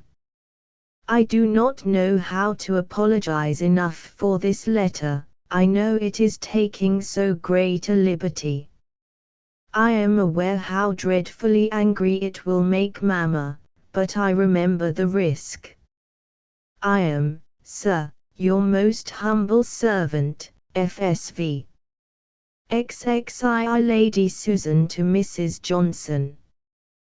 Churchill. This is insufferable. My dearest friend, I was never so enraged before, and must relieve myself by writing to you, who I know will enter into all my feelings. Who should come on Tuesday but Sir James Martin? Guess my astonishment and vexation, for, as you well know, I never wished him to be seen at Churchill. What a pity that you should not have known his intentions. Not content with coming, he actually invited himself to remain here a few days. I could have poisoned him. I made the best of it, however, and told my story with great success to Mrs. Vernon, who, whatever might be her real sentiments, said nothing in opposition to mine. I made a point also of Frederica's behaving civilly to Sir James, and gave her to understand that I was absolutely determined on her marrying him. She said something of her misery, but that was all. I have for some time been more particularly resolved on the match from seeing the rapid increase of her affection for Reginald, and from not feeling secure that a knowledge of such affection might not in the end awaken a return. Contemptible as a regard founded only on compassion must make them both in my eyes, I felt by no means assured that such might not be the consequence. It is true that Reginald had not in any degree grown cool towards me, but yet he has lately mentioned Frederica spontaneously and unnecessarily, and once said something in praise of her person. He was all astonishment at the appearance of my visitor, and at first observed Sir James with an attention which I was pleased to see not unmixed with jealousy, but unluckily it was impossible for me really to torment him, as Sir James, though extremely gallant to me, very soon made the whole party understand that his heart was devoted to my daughter. I had no great difficulty in convincing de Courcy, when we were alone, that I was perfectly justified, all things considered, in desiring the match, and the whole business seemed most comfortably arranged. They could none of them help perceiving that Sir James was no Solomon, but I had positively forbidden Frederica complaining to Charles Vernon or his wife, and they had therefore no pretence for interference, though my impertinent sister, I believe, wanted only opportunity for doing so. Everything, however, was going on calmly and quietly, and, though I counted the hours of Sir James's stay, my mind was entirely satisfied with the posture of affairs. Guess, then, what I must feel at the sudden disturbance of all my schemes, and that, too, from a quarter where I had least reason to expect it. Reginald came this morning into my dressing-room with a very unusual solemnity of countenance, and after some preface informed me in so many words that he wished to reason with me on the impropriety and unkindness of allowing Sir James Martin to address my daughter contrary to her inclinations. I was all amazement. When I found that he was not to be laughed out of his design, I calmly begged an explanation, and desired to know by what he was impelled, and by whom commissioned, to reprimand me. He then told me, mixing in his speech a few insolent compliments and ill-timed expressions of tenderness, to which I listened with perfect indifference, that my daughter had acquainted him with some circumstances concerning herself, Sir James, and me which had given him great uneasiness. In short, I found that she had in the first place actually written to him to request his interference, and that, on receiving her letter, he had conversed with her on the subject of it, in order to understand the particulars, and to assure himself of her real wishes. I have not a doubt but that the girl took this opportunity of making downright love to him. I am convinced of it by the manner in which he spoke of her. Much good may such love do him. I shall ever despise the man who can be gratified by the passion which he never wished to inspire, nor solicited the avowal of. I shall always detest them both. He can have no true regard for me, or he would not have listened to her, and she, with her little rebellious heart and indelicate feelings, to throw herself into the protection of a young man with whom she has scarcely ever exchanged 2 words before. I am equally confounded at her impudence and his credulity. How dared he believe what she told him in my disfavor? Ought he not to have felt assured that I must have unanswerable motives for all that I had done? Where was his reliance on my sense and goodness then? Where the resentment which true love would have dictated against the person defaming me, that person, too, a chit, a child, without talent or education, whom he had been always taught to despise? I was calm for some time, but the greatest degree of forbearance may be overcome, and I hope I was afterwards sufficiently keen. He endeavored, long endeavored, to soften my resentment, but that woman is a fool indeed who, while insulted by accusation, can be worked on by compliments. At length he left me, as deeply provoked as myself, and he showed his anger more. I was quite cool, but he gave way to the most violent indignation. I may therefore expect it will the sooner subside, and perhaps his may be vanished forever, while mine will be found still fresh and implacable. He is now shut up in his apartment, whither I heard him go on leaving mine. How unpleasant, one would think, must be his reflections. But some people's feelings are incomprehensible. I have not yet tranquilized myself enough to see Frederica. She shall not soon forget the occurrences of this day. She shall find that she has poured forth her tender tale of love in vain, and exposed herself forever to the contempt of the whole world, and the severest resentment of her injured mother. Your affectionate S. Vernon. 23 Mrs. Vernon to Lady de Courcy. Church Hill. Let me congratulate you, my dearest mother. The affair which has given us so much anxiety is drawing to a happy conclusion.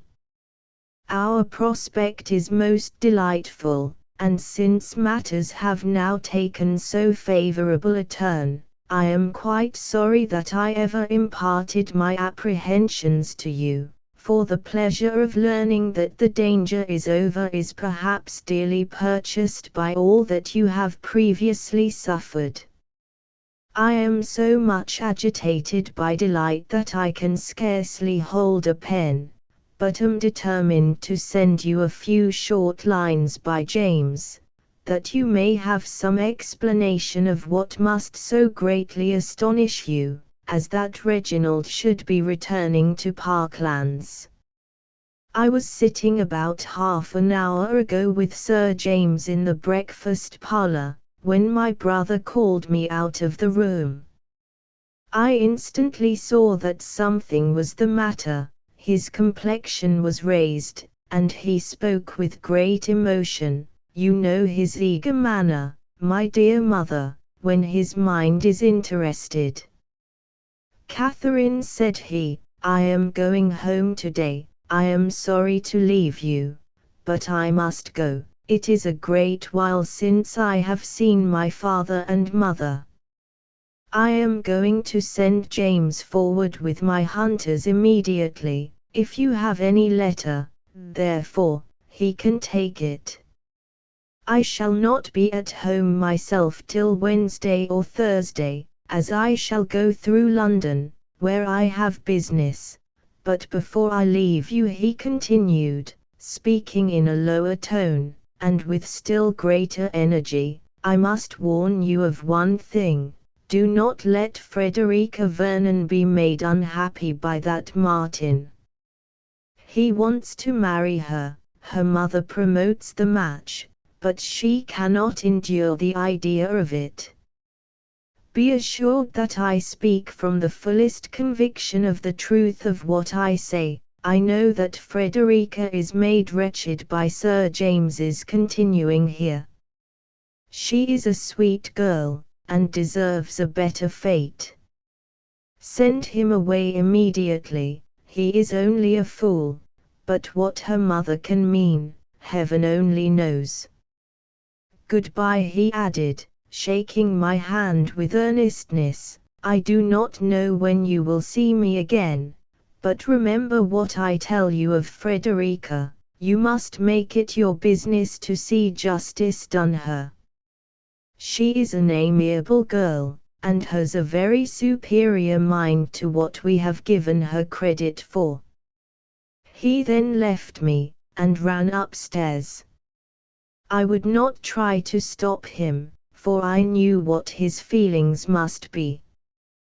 The nature of mine, as I listened to him, I need not attempt to describe. For a minute or two I remained in the same spot, overpowered by wonder of a most agreeable sort indeed, yet it required some consideration to be tranquilly happy.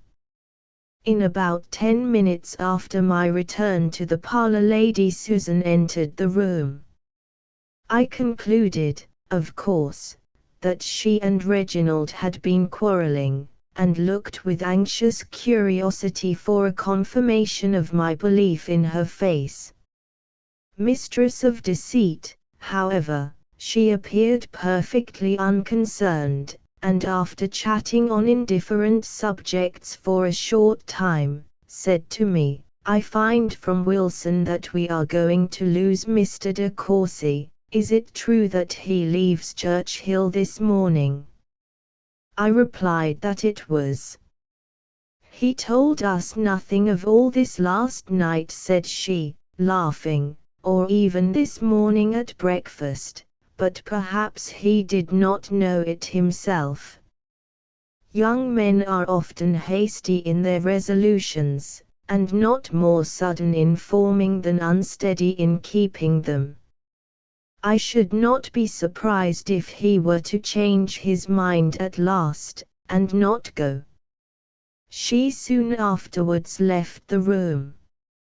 "I trust, however, my dear mother, that we have no reason to fear an alteration of his present plan. Things have gone too far. They must have quarrelled, and about Frederica, too. Her calmness astonishes me. What delight will be yours in seeing him again, in seeing him still worthy your esteem, still capable of forming your happiness. When I next write I shall be able to tell you that Sir James is gone, Lady Susan vanquished, and Frederica at peace. We have much to do, but it shall be done. I am all impatience to hear how this astonishing change was effected. I finish as I began, with the warmest congratulations. Yours ever, and C. Cath. Vernon. Xiv. From the same to the same. Churchill. Little did I imagine, my dear mother, when I sent off my last letter, that the delightful perturbation of spirits I was then in would undergo so speedy, so melancholy a reverse. I never can sufficiently regret that I wrote to you at all. Yet who could have foreseen what has happened? My dear mother, every hope which made me so happy only 2 hours ago has vanished. The quarrel between Lady Susan and Reginald is made up, and we are all as we were before. One point only is gained. Sir James Martin is dismissed. What are we now to look forward to? I am indeed disappointed. Reginald was all but gone, his horse was ordered and all but brought to the door. Who would not have felt safe? For half an hour I was in momentary expectation of his departure. After I had sent off my letter to you, I went to Mr. Vernon, and sat with him in his room talking over the whole matter, and then determined to look for Frederica, whom I had not seen since breakfast. I met her on the stairs, and saw that she was crying. "My dear aunt," said she, "he is going, Mr. de Courcy is going, and it is all my fault. I am afraid you will be very angry with me, but indeed I had no idea it would end so. My love, I replied, do not think it necessary to apologize to me on that account. I shall feel myself under an obligation to anyone who is the means of sending my brother home, because recollecting myself, I know my father wants very much to see him. But what is it you have done to occasion all this? She blushed deeply as she answered, I was so unhappy about Sir James that I could not help. I have done something very wrong, I know, but you have not an idea of the misery I have been in, and Mamma had ordered me never to speak to you or my uncle about it, and you therefore spoke to my brother to engage his interference, said I, to save her the explanation. No, but I wrote to him, I did indeed. I got up this morning before it was light, and was 2 hours about it, and when my letter was done I thought I never should have courage to give it. After breakfast, however, as I was going to my room, I met him in the passage, and then, as I knew that everything must depend on that moment, I forced myself to give it. He was so good as to take it immediately. I dared not look at him, and ran away directly. I was in such a fright I could hardly breathe. My dear aunt, you do not know how miserable I have been. Frederica, said I, you ought to have told me all your distresses. You would have found in me a friend always ready to assist you. Do you think that your uncle or I should not have espoused your cause as warmly as my brother? Indeed, I did not doubt your kindness, said she, colouring again, but I thought Mr. de Courcy could do anything with my mother, but I was mistaken. They have had a dreadful quarrel about it, and he is going away. Mamma will never forgive me, and I shall be worse off than ever. No, you shall not, I replied. In such a point as this your mother's prohibition ought not to have prevented your speaking to me on the subject. She has no right to make you unhappy, and she shall not do it. Your applying, however, to Reginald can be productive only of good to all parties. I believe it is best as it is. Depend upon it that you shall not be made unhappy any longer. At that moment how great was my astonishment at seeing Reginald come out of Lady Susan's dressing room. My heart misgave me instantly. His confusion at seeing me was very evident. Frederica immediately disappeared. Are you going? I said. You will find Mr. Vernon in his own room. No, Catherine, he replied, I am not going. Will you let me speak to you a moment? We went into my room. I find, he continued, his confusion increasing as he spoke, that I have been acting with my usual foolish impetuosity. I have entirely misunderstood Lady Susan, and was on the point of leaving the house under a false impression of her conduct. There has been some very great mistake. We have been all mistaken, I fancy. Frederica does not know her mother.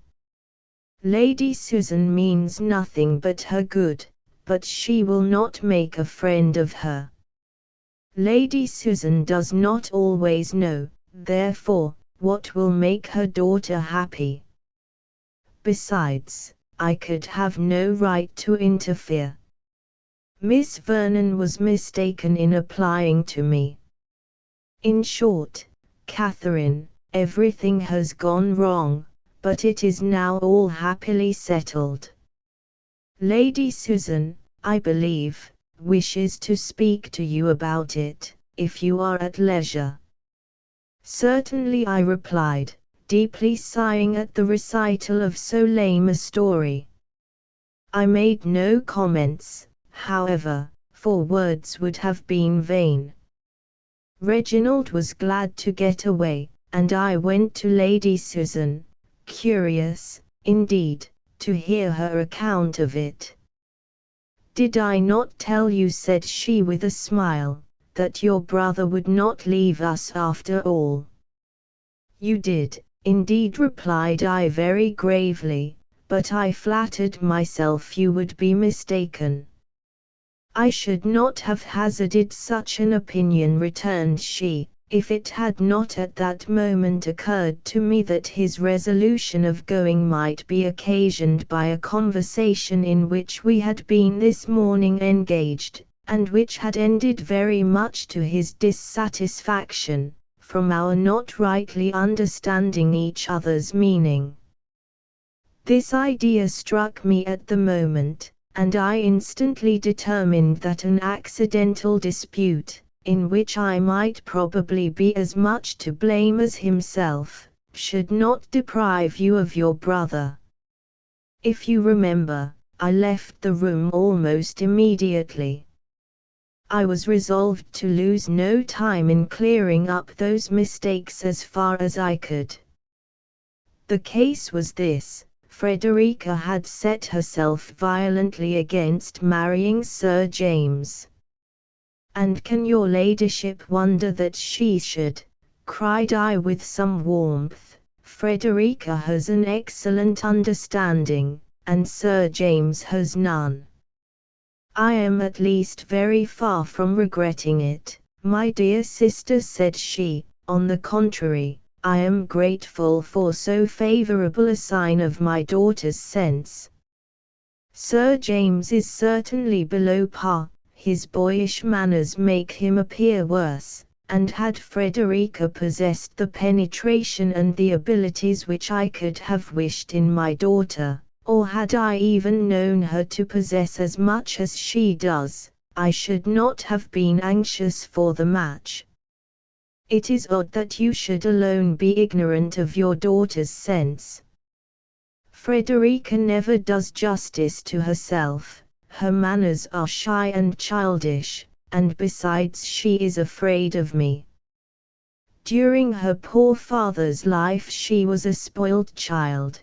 The severity which it has since been necessary for me to show has alienated her affection. Neither has she any of that brilliancy of intellect, that genius or vigor of mind which will force itself forward. Say rather that she has been unfortunate in her education. Heaven knows, my dearest Mrs. Vernon, how fully I am aware of that, but I would wish to forget every circumstance that might throw blame on the memory of one whose name is sacred with me." Here she pretended to cry. I was out of patience with her. "But what," said I, "was your ladyship going to tell me about your disagreement with my brother?" "It originated in an action of my daughter's, which equally marks her want of judgment and the unfortunate dread of me I have been mentioning. She wrote to Mr. de Courcy." "I know she did. You had forbidden her speaking to Mr. Vernon or to me on the cause of her distress. What could she do, therefore, but apply to my brother?" "Good God!" she exclaimed, "what an opinion you must have of me! Can you possibly suppose that I was aware of her unhappiness? That it was my object to make my own child miserable, and that I had forbidden her speaking to you on the subject from a fear of your interrupting the diabolical scheme? Do you think me destitute of every honest, every natural feeling? Am I capable of consigning her to everlasting misery whose welfare it is my first earthly duty to promote? The idea is horrible. What, then, was your intention when you insisted on her silence? Of what use, my dear sister, could be any application to you, however the affair might stand? Why should I subject you to entreaties which I refused to attend to myself? Neither for your sake nor for hers, nor for my own, could such a thing be desirable. When my own resolution was taken, I could not wish for the interference, however friendly, of another person. I was mistaken, it is true, but I believed myself right. But what was this mistake to which your ladyship so often alludes, from whence arose so astonishing a misconception of your daughter's feelings? Did you not know that she disliked Sir James? I knew that he was not absolutely the man she would have chosen, but I was persuaded that her objections to him did not arise from any perception of his deficiency. You must not question me, however, my dear sister, too minutely on this point, continued she, taking me affectionately by the hand. I honestly own that there is something to conceal. Frederica makes me very unhappy. Her applying to Mr. de Courcy hurt me particularly. What is it you mean to infer, said I, by this appearance of mystery? If you think your daughter at all attached to Reginald, her objecting to Sir James could not less deserve to be attended to than if the cause of her objecting had been a consciousness of his folly. And why should your ladyship, at any rate, quarrel with my brother for an interference which, you must know, it is not in his nature to refuse when urged in such a manner? His disposition, you know, is warm, and he came to expostulate with me, his compassion all alive for this ill-used girl, this heroine in distress. We misunderstood each other. He believed me more to blame than I really was. I considered his interference less excusable than I now find it. I have a real regard for him, and was beyond expression mortified to find it, as I thought, so ill bestowed. We were both warm, and of course both to blame. His resolution of leaving Churchhill is consistent with his general eagerness. When I understood his intention, however, and at the same time began to think that we had been perhaps equally mistaken in each other's meaning, I resolved to have an explanation before it was too late. For any member of your family I must always feel a degree of affection, and I own it would have sensibly hurt me if my acquaintance with Mr. de Courcy had ended so gloomily. I have now only to say further, that as I am convinced of Frederica's having a reasonable dislike to Sir James, I shall instantly inform him that he must give up all hope of her. I reproach myself for having, even though innocently, made her unhappy on that score. She shall have all the retribution in my power to make, if she value her own happiness as much as I do, if she judge wisely, and command herself as she ought, she may now be easy. Excuse me, my dearest sister, for thus trespassing on your time, but I owe it to my own character, and after this explanation I trust I am in no danger of sinking in your opinion. I could have said, not much, indeed, but I left her almost in silence. It was the greatest stretch of forbearance I could practice. I could not have stopped myself had I begun. Her assurance, her deceit, but I will not allow myself to dwell on them, they will strike you sufficiently. My heart sickens within me. As soon as I was tolerably composed I returned to the parlour. Sir James's carriage was at the door, and he, merry as usual, soon afterwards took his leave. How easily does her ladyship encourage or dismiss a lover! In spite of this release, Frederica still looks unhappy, still fearful, perhaps, of her mother's anger, and though dreading my brother's departure, jealous, it may be, of his staying. I see how closely she observes him and Lady Susan, poor girl. I have now no hope for her. There is not a chance of her affection being returned.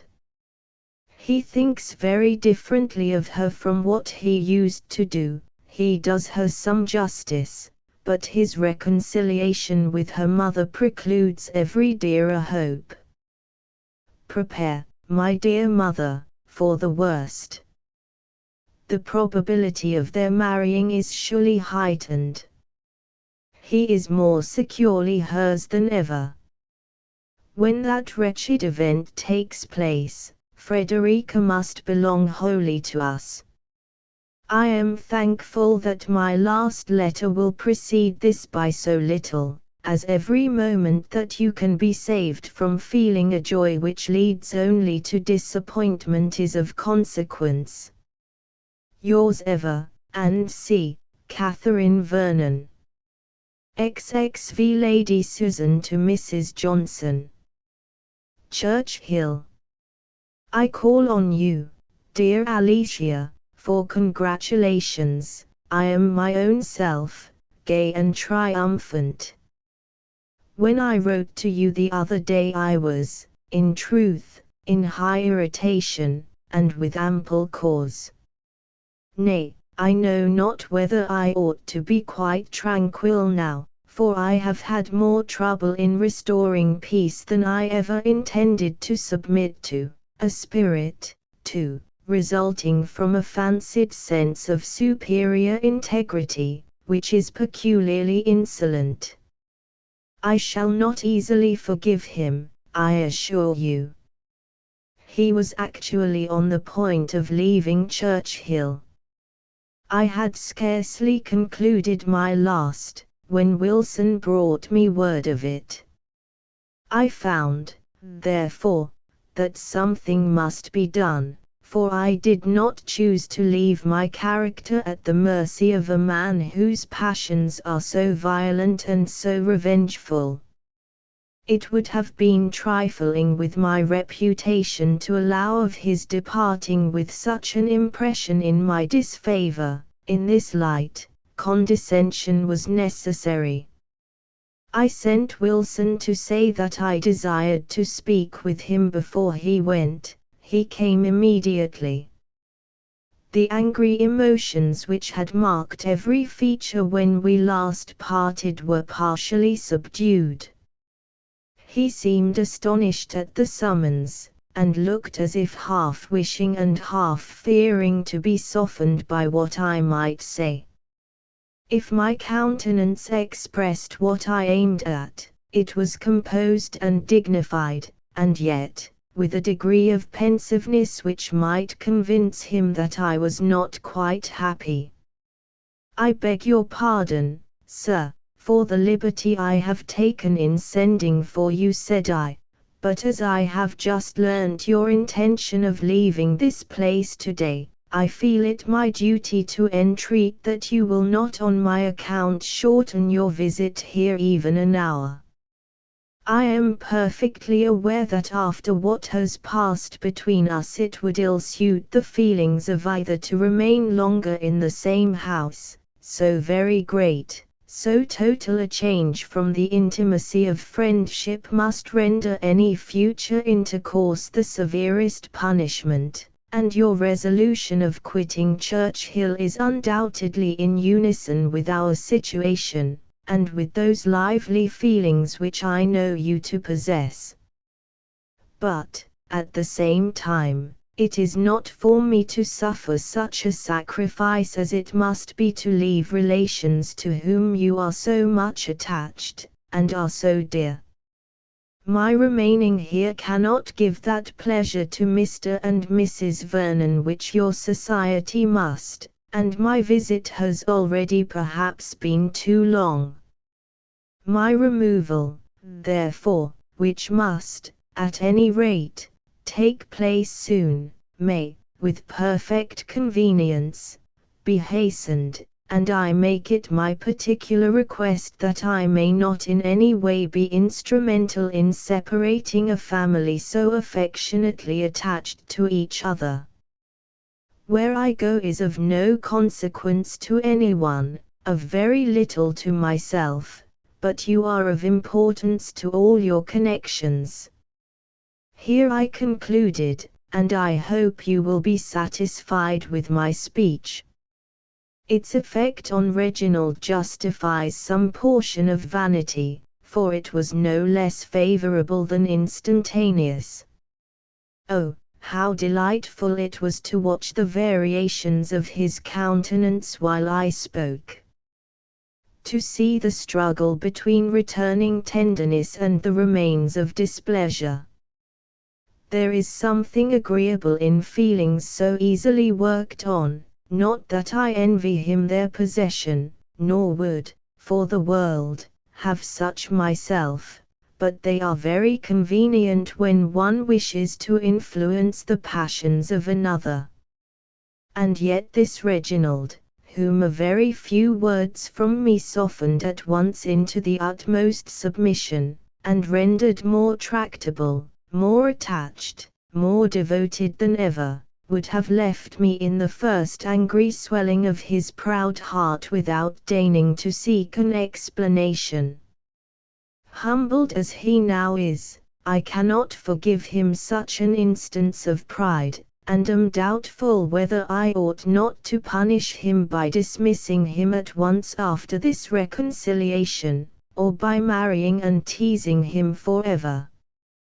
But these measures are each too violent to be adopted without some deliberation. At present my thoughts are fluctuating between various schemes. I have many things to compass. I must punish Frederica, and pretty severely too, for her application to Reginald. I must punish him for receiving it so favourably, and for the rest of his conduct.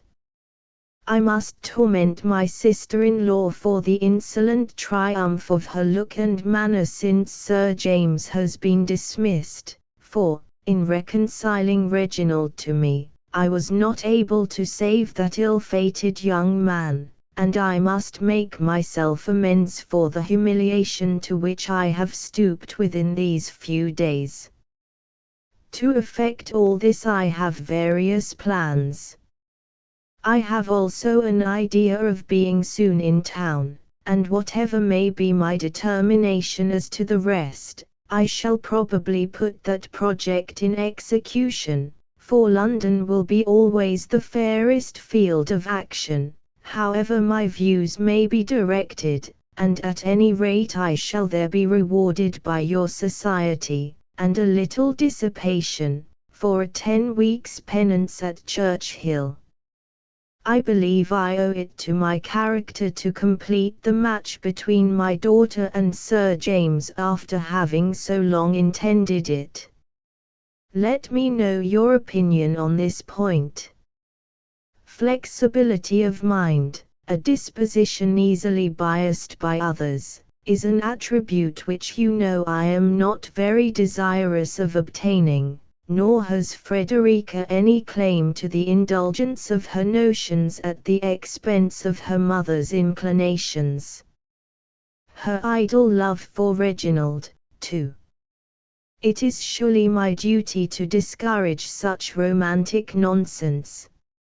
All things considered, therefore, it seems incumbent on me to take her to town and marry her immediately to Sir James. When my own will is effected contrary to his, I shall have some credit in being on good terms with Reginald, which at present, in fact, I have not, for though he is still in my power, I have given up the very article by which our quarrel was produced, and at best the honor of victory is doubtful. Send me your opinion on all these matters, my dear Alicia, and let me know whether you can get lodgings to suit me within a short distance of you. Your most attached S. Vernon. XXVI Mrs. Johnson to Lady Susan. Edward Street. I am gratified by your reference, and this is my advice, that you come to town yourself, without loss of time, but that you leave Frederica behind. It would surely be much more to the purpose to get yourself well established by marrying Mr. de Courcy, than to irritate him and the rest of his family by making her marry Sir James. You should think more of yourself and less of your daughter. She is not of a disposition to do you credit in the world, and seems precisely in her proper place at Churchill, with the Vernons. But you are fitted for society, and it is shameful to have you exiled from it. Leave Frederica, therefore, to punish herself for the plague she has given you, by indulging that romantic tender-heartedness which will always ensure her misery enough, and come to London as soon as you can. I have another reason for urging this. Mainwaring came to town last week, and has contrived, in spite of Mr. Johnson, to make opportunities of seeing me. He is absolutely miserable about you, and jealous to such a degree of de Courcy that it would be highly unadvisable for them to meet at present. And yet, if you do not allow him to see you here, I cannot answer for his not committing some great imprudence, such as going to Churchill, for instance, which would be dreadful. Besides, if you take my advice, and resolve to marry de Courcy, it will be indispensably necessary to you to get Mainwaring out of the way, and you only can have influence enough to send him back to his wife. I have still another motive for your coming. Mr. Johnson leaves London next Tuesday. He is going for his health to Bath, where, if the waters are favourable to his constitution and my wishes, he will be laid up with the gout many weeks. During his absence we shall be able to choose our own society, and to have true enjoyment. I would ask you to Edward Street, but that once he forced from me a kind of promise never to invite you to my house. Nothing but my being in the utmost distress for money should have extorted it from me. I can get you, however, a nice drawing-room apartment in Upper Seymour Street, and we may be always together there or here, for I consider my promise to Mr. Johnson as comprehending only, at least in his absence, your not sleeping in the house. Poor Mainwaring gives me such histories of his wife's jealousy. Silly woman to expect constancy from so charming a man. But she always was silly, intolerably so in marrying him at all, she the heiress of a large fortune and he without a shilling. One title, I know, she might have had, besides baronets. Her folly in forming the connection was so great that, though Mr. Johnson was her guardian, and I do not in general share his feelings, I never can forgive her. Adieu. Yours ever, Alicia. XXVII Mrs. Vernon to Lady de Courcy. Churchill. This letter, my dear mother, will be brought you by Reginald. His long visit is about to be concluded at last, but I fear the separation takes place too late to do us any good. She is going to London to see her particular friend, Mrs. Johnson. It was at first her intention that Frederica should accompany her, for the benefit of masters, but we overruled her there. Frederica was wretched in the idea of going, and I could not bear to have her at the mercy of her mother. Not all the masters in London could compensate for the ruin of her comfort. I should have feared, too, for her health, and for everything but her principles. There I believe she is not to be injured by her mother, or her mother's friends, but with those friends she must have mixed, a very bad set, I doubt not, or have been left in total solitude, and I can hardly tell which would have been worse for her. If she is with her mother, moreover, she must, alas, in all probability be with Reginald, and that would be the greatest evil of all. Here we shall in time be in peace, and our regular employments, our books and conversations, with exercise, the children, and every domestic pleasure in my power to procure her, will, I trust, gradually overcome this youthful attachment. I should not have a doubt of it were she slighted for any other woman in the world than her own mother. How long Lady Susan will be in town, or whether she returns here again, I know not. I could not be cordial in my invitation, but if she chooses to come no want of cordiality on my part will keep her away. I could not help asking Reginald if he intended being in London this winter, as soon as I found her ladyship's steps would be bent thither, and though he professed himself quite undetermined, there was something in his look and voice as he spoke which contradicted his words. I have done with lamentation. I look upon the event as so far decided that I resign myself to it in despair. If he leaves you soon for London everything will be concluded. Your affectionate, and C. Vernon. Xxate Mrs. Johnson to Lady Susan. Edward Street. My dearest friend, I write in the greatest distress. The most unfortunate event has just taken place. Mr. Johnson has hit on the most effectual manner of plaguing us all. He had heard, I imagine, by some means or other, that you were soon to be in London, and immediately contrived to have such an attack of the gout as must at least delay his journey to Bath, if not wholly prevent it. I am persuaded the gout is brought on or kept off at pleasure. It was the same when I wanted to join the Hamiltons to the Lakes, and 3 years ago, when I had a fancy for Bath, nothing could induce him to have a gouty symptom. I am pleased to find that my letter had so much effect on you, and that De Courcy is certainly your own.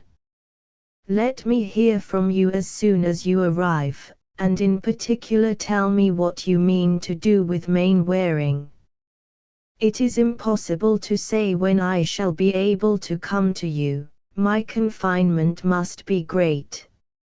It is such an abominable trick to be ill here instead of at Bath that I can scarcely command myself at all.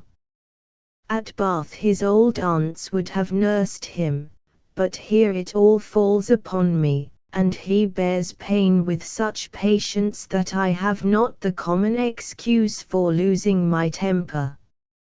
Yours ever, Alicia. Xix Lady Susan Vernon to Mrs. Johnson. Upper Seymour Street. My dear Alicia, there needed not this last fit of the gout to make me detest Mr. Johnson, but now the extent of my aversion is not to be estimated. To have you confined as nurse in his apartment. My dear Alicia, of what a mistake were you guilty in marrying a man of his age. Just old enough to be formal, ungovernable, and to have the gout, too old to be agreeable, too young to die. I arrived last night about 5, had scarcely swallowed my dinner when Mainwaring made his appearance. I will not dissemble what real pleasure his sight afforded me, nor how strongly I felt the contrast between his person and manners and those of Reginald, to the infinite disadvantage of the latter.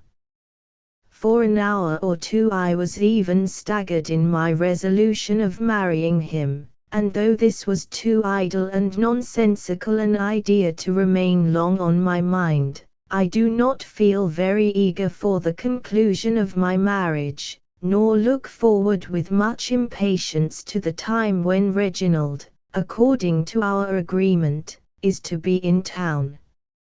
I shall probably put off his arrival under some pretence or other.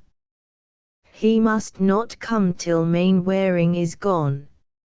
I am still doubtful at times as to marrying. If the old man would die I might not hesitate, but a state of dependence on the caprice of Sir Reginald will not suit the freedom of my spirit, and if I resolve to wait for that event, I shall have excuse enough at present in having been scarcely 10 months a widow. I have not given Mainwaring any hint of my intention, or allowed him to consider my acquaintance with Reginald as more than the commonest flirtation, and he is tolerably appeased. Adieu, till we meet. I am enchanted with my lodgings. Yours ever, S. Vernon. XXX Lady Susan Vernon to Mr. de Courcy. Upper Seymour Street. I have received your letter, and though I do not attempt to conceal that I am gratified by your impatience for the hour of meeting, I yet feel myself under the necessity of delaying that hour beyond the time originally fixed.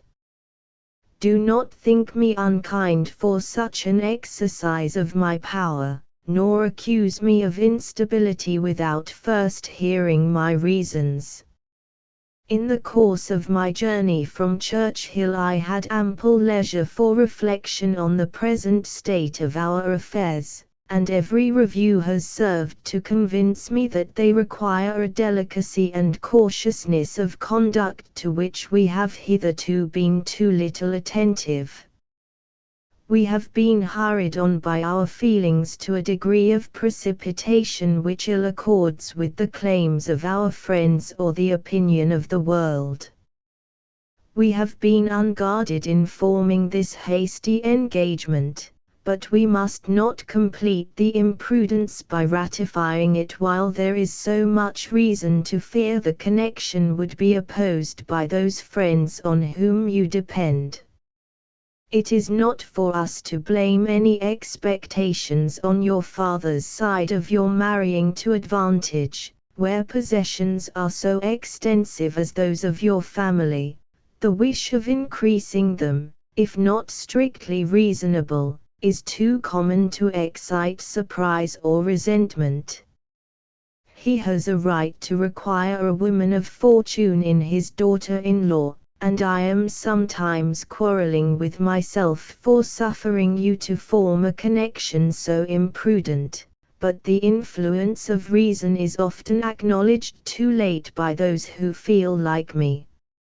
I have now been but a few months a widow, and, however little indebted to my husband's memory for any happiness derived from him during a union of some years, I cannot forget that the indelicacy of so early a second marriage must subject me to the censure of the world, and incur, what would be still more insupportable, the displeasure of Mr. Vernon.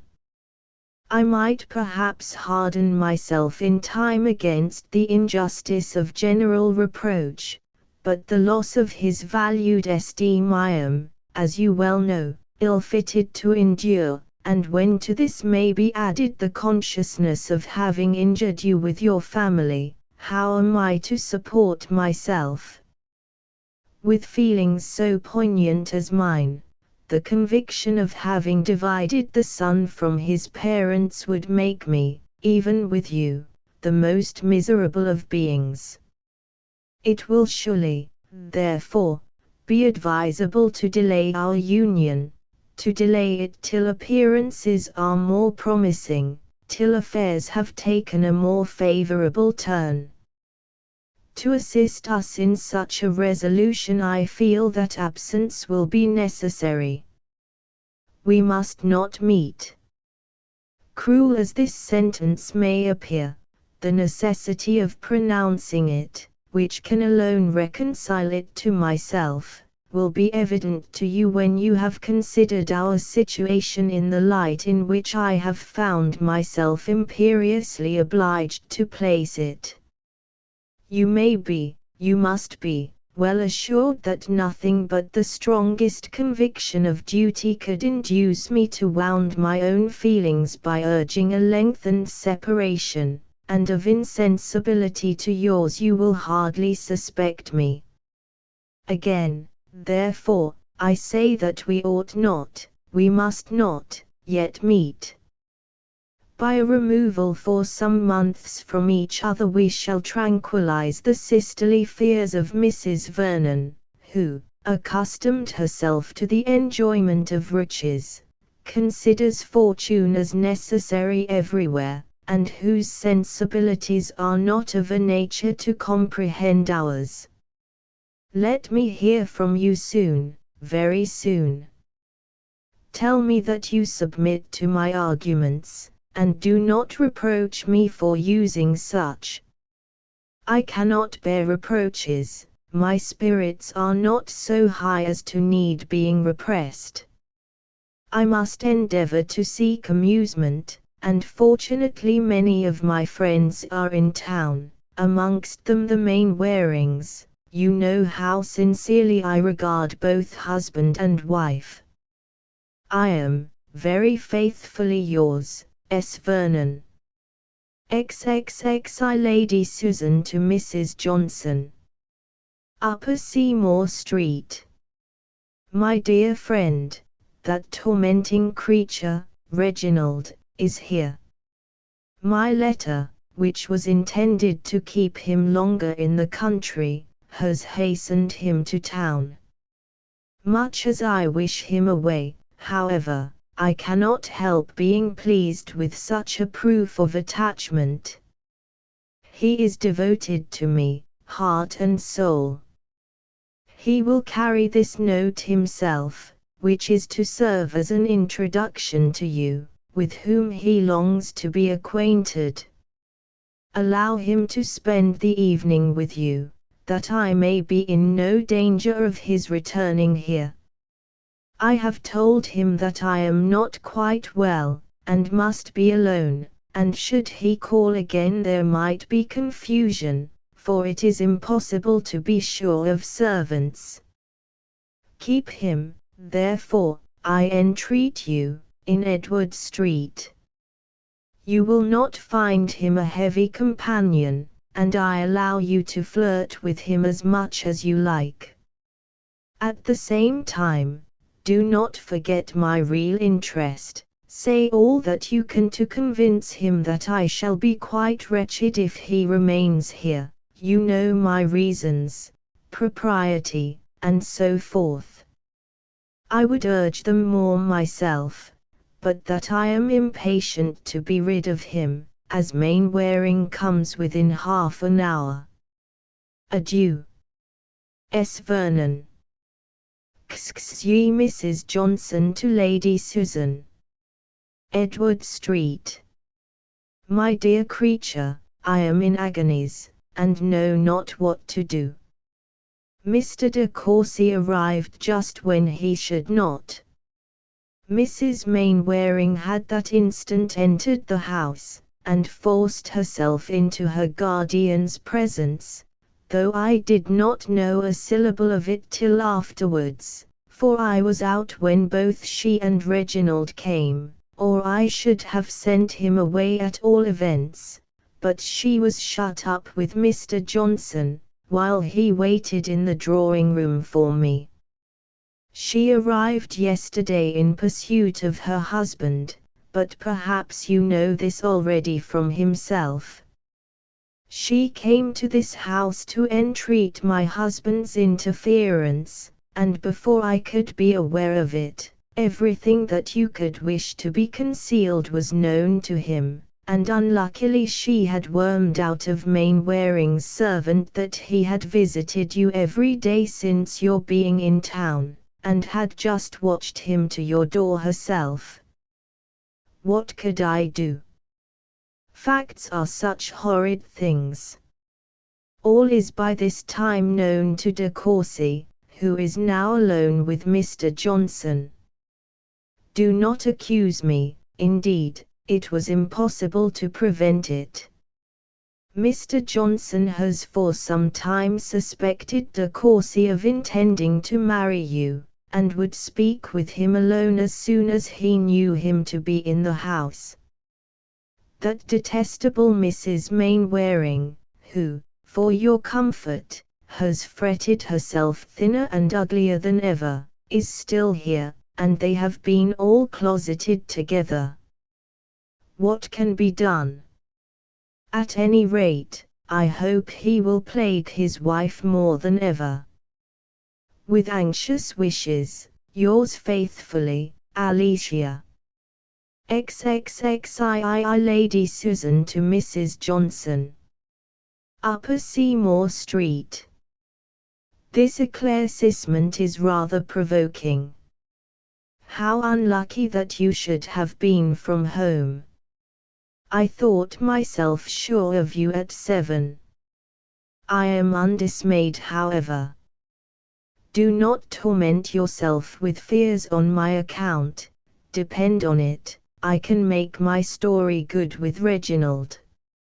Mainwaring is just gone. He brought me the news of his wife's arrival. Silly woman, what does she expect by such maneuvers? Yet I wish she had stayed quietly at Langford. Reginald will be a little enraged at first, but by tomorrow's dinner, everything will be well again. Adieu. S.V. Xxiv Mr. de Courcy to Lady Susan. Hotel. I write only to bid you farewell. The spell is removed. I see you as you are. Since we parted yesterday, I have received from indisputable authority such a history of you as must bring the most mortifying conviction of the imposition I have been under, and the absolute necessity of an immediate and eternal separation from you. You cannot doubt to what I allude. Langford. Langford. That word will be sufficient. I received my information in Mr. Johnson's house, from Mrs. Mainwaring herself. You know how I have loved you, you can intimately judge of my present feelings, but I am not so weak as to find indulgence in describing them to a woman who will glory in having excited their anguish, but whose affection they have never been able to gain. De Courcy. XXXV Lady Susan to Mr. de Courcy. Upper Seymour Street. I will not attempt to describe my astonishment in reading the note this moment received from you. I am bewildered in my endeavours to form some rational conjecture of what Mrs. Mainwaring can have told you to occasion so extraordinary a change in your sentiments. Have I not explained everything to you with respect to myself which could bear a doubtful meaning, and which the ill nature of the world had interpreted to my discredit? What can you now have heard to stagger your esteem for me? Have I ever had a concealment from you? Reginald, you agitate me beyond expression. I cannot suppose that the old story of Mrs. Mainwaring's jealousy can be revived again, or at least be listened to again. Come to me immediately, and explain what is at present absolutely incomprehensible. Believe me, the single word of Langford is not of such potent intelligence as to supersede the necessity of more.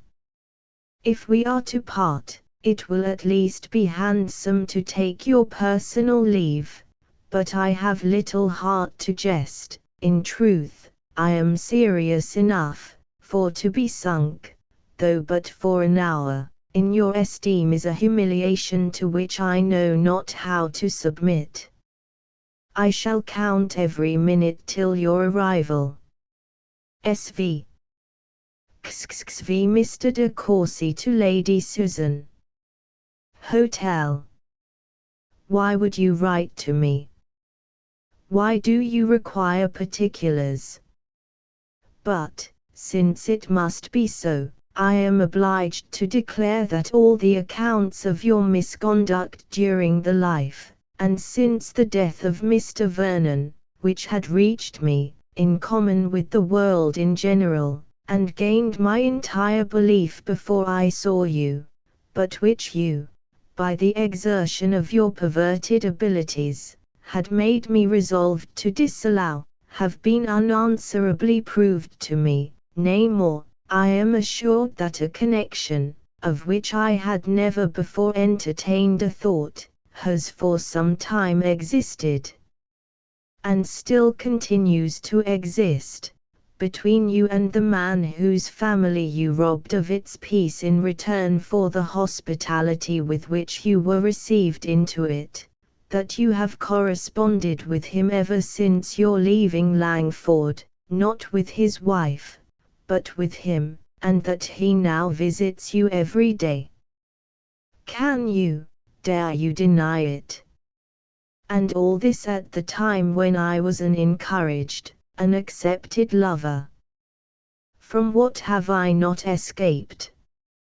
I have only to be grateful. Far from me be all complaint, every sigh of regret.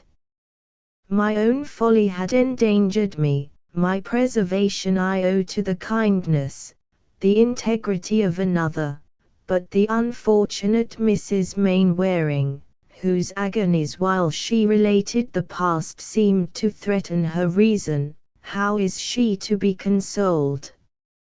After such a discovery as this, you will scarcely affect further wonder at my meaning in bidding you adieu. My understanding is at length restored, and teaches no less to abhor the artifices which had subdued me than to despise myself for the weakness on which their strength was founded. A. de Courcy. XXXA Lady Susan to Mr. de Courcy. Upper Seymour Street. I am satisfied, and will trouble you no more when these few lines are dismissed. The engagement which you were eager to form a fortnight ago is no longer compatible with your views, and I rejoice to find that the prudent advice of your parents has not been given in vain. Your restoration to peace will, I doubt not, speedily follow this act of filial obedience, and I flatter myself with the hope of surviving my share in this disappointment. S.V. XXXVIII Mrs. Johnson to Lady Susan Vernon. Edward Street. I am grieved, though I cannot be astonished at your rupture with Mr. de Courcy. He has just informed Mr. Johnson of it by letter. He leaves London, he says, today. Be assured that I partake in all your feelings, and do not be angry if I say that our intercourse, even by letter, must soon be given up. It makes me miserable, but Mr. Johnson vows that if I persist in the connection, he will settle in the country for the rest of his life, and you know it is impossible to submit to such an extremity while any other alternative remains. You have heard of course that the Mainwarings are to part, and I am afraid Mrs. M. will come home to us again, but she is still so fond of her husband, and frets so much about him, that perhaps she may not live long. Miss Mainwaring is just come to town to be with her aunt, and they say that she declares she will have Sir James Martin before she leaves London again. If I were you, I would certainly get him myself. I had almost forgot to give you my opinion of Mr. de Courcy. I am really delighted with him. He is full as handsome, I think, as Mainwaring, and with such an open, good-humoured countenance, that one cannot help loving him at first sight. Mr. Johnson and he are the greatest friends in the world. Adieu, my dearest Susan. I wish matters did not go so perversely. That unlucky visit to Langford. But I dare say you did all for the best, and there is no defying destiny. Your sincerely attached, Alicia. XXVI Lady Susan to Mrs. Johnson. Upper Seymour Street. My dear Alicia, I yield to the necessity which parts us. Under such circumstances you could not act otherwise. Our friendship cannot be impaired by it, and in happier times, when your situation is as independent as mine, it will unite us again in the same intimacy as ever. For this I shall impatiently wait, and meanwhile can safely assure you that I never was more at ease, or better satisfied with myself and everything about me than at the present hour. Your husband I abhor, Reginald I despise, and I am secure of never seeing either again. Have I not reason to rejoice? Mainwaring is more devoted to me than ever, and were we at liberty, I doubt if I could resist even matrimony offered by him.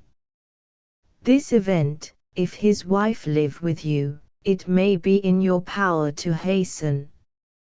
The violence of her feelings, which must wear her out, may be easily kept in irritation. I rely on your friendship for this. I am now satisfied that I never could have brought myself to marry Reginald, and am equally determined that Frederica never shall. Tomorrow, I shall fetch her from Churchhill, and let Maria Mainwaring tremble for the consequence. Frederica shall be Sir James's wife before she quits my house, and she may whimper, and the Vernons may storm, I regard them not. I am tired of submitting my will to the caprices of others, of resigning my own judgment in deference to those to whom I owe no duty, and for whom I feel no respect. I have given up too much, have been too easily worked on, but Frederica shall now feel the difference. Adieu, dearest of friends, may the next gouty attack be more favourable. And may you always regard me as unalterably yours, S. Vernon. XL Lady de Courcy to Mrs. Vernon. My dear Catherine, I have charming news for you, and if I had not sent off my letter this morning you might have been spared the vexation of knowing of Reginald's being gone to London, for he is returned. Reginald is returned, not to ask our consent to his marrying Lady Susan, but to tell us they are parted forever.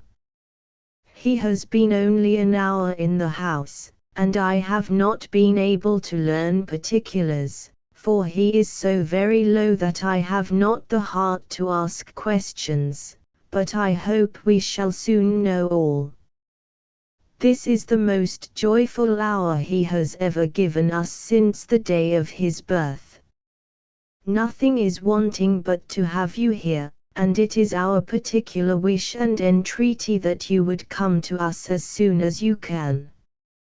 You have owed us a visit many long weeks. I hope nothing will make it inconvenient to Mr. Vernon, and pray bring all my grandchildren, and your dear niece is included. Of course, I long to see her. It has been a sad, heavy winter hitherto, without Reginald, and seeing nobody from Churchill.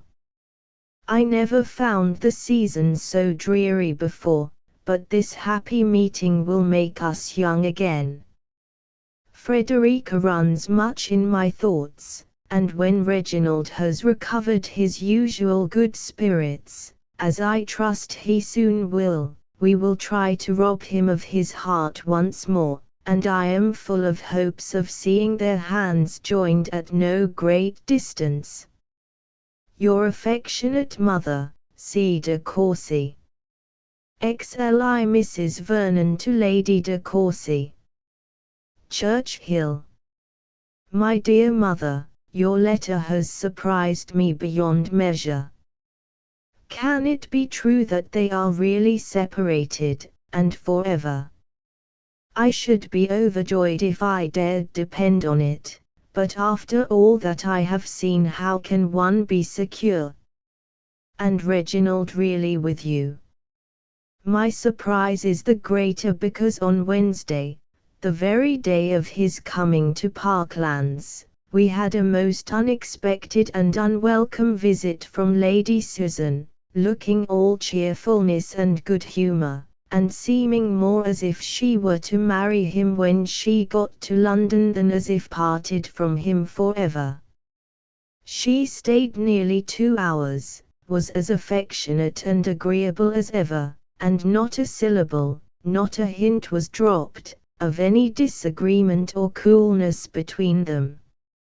I asked her whether she had seen my brother since his arrival in town, not, as you may suppose, with any doubt of the fact, but merely to see how she looked. She immediately answered, without any embarrassment, that he had been kind enough to call on her on Monday, but she believed he had already returned home, which I was very far from crediting. Your kind invitation is accepted by us with pleasure, and on Thursday next we and our little ones will be with you.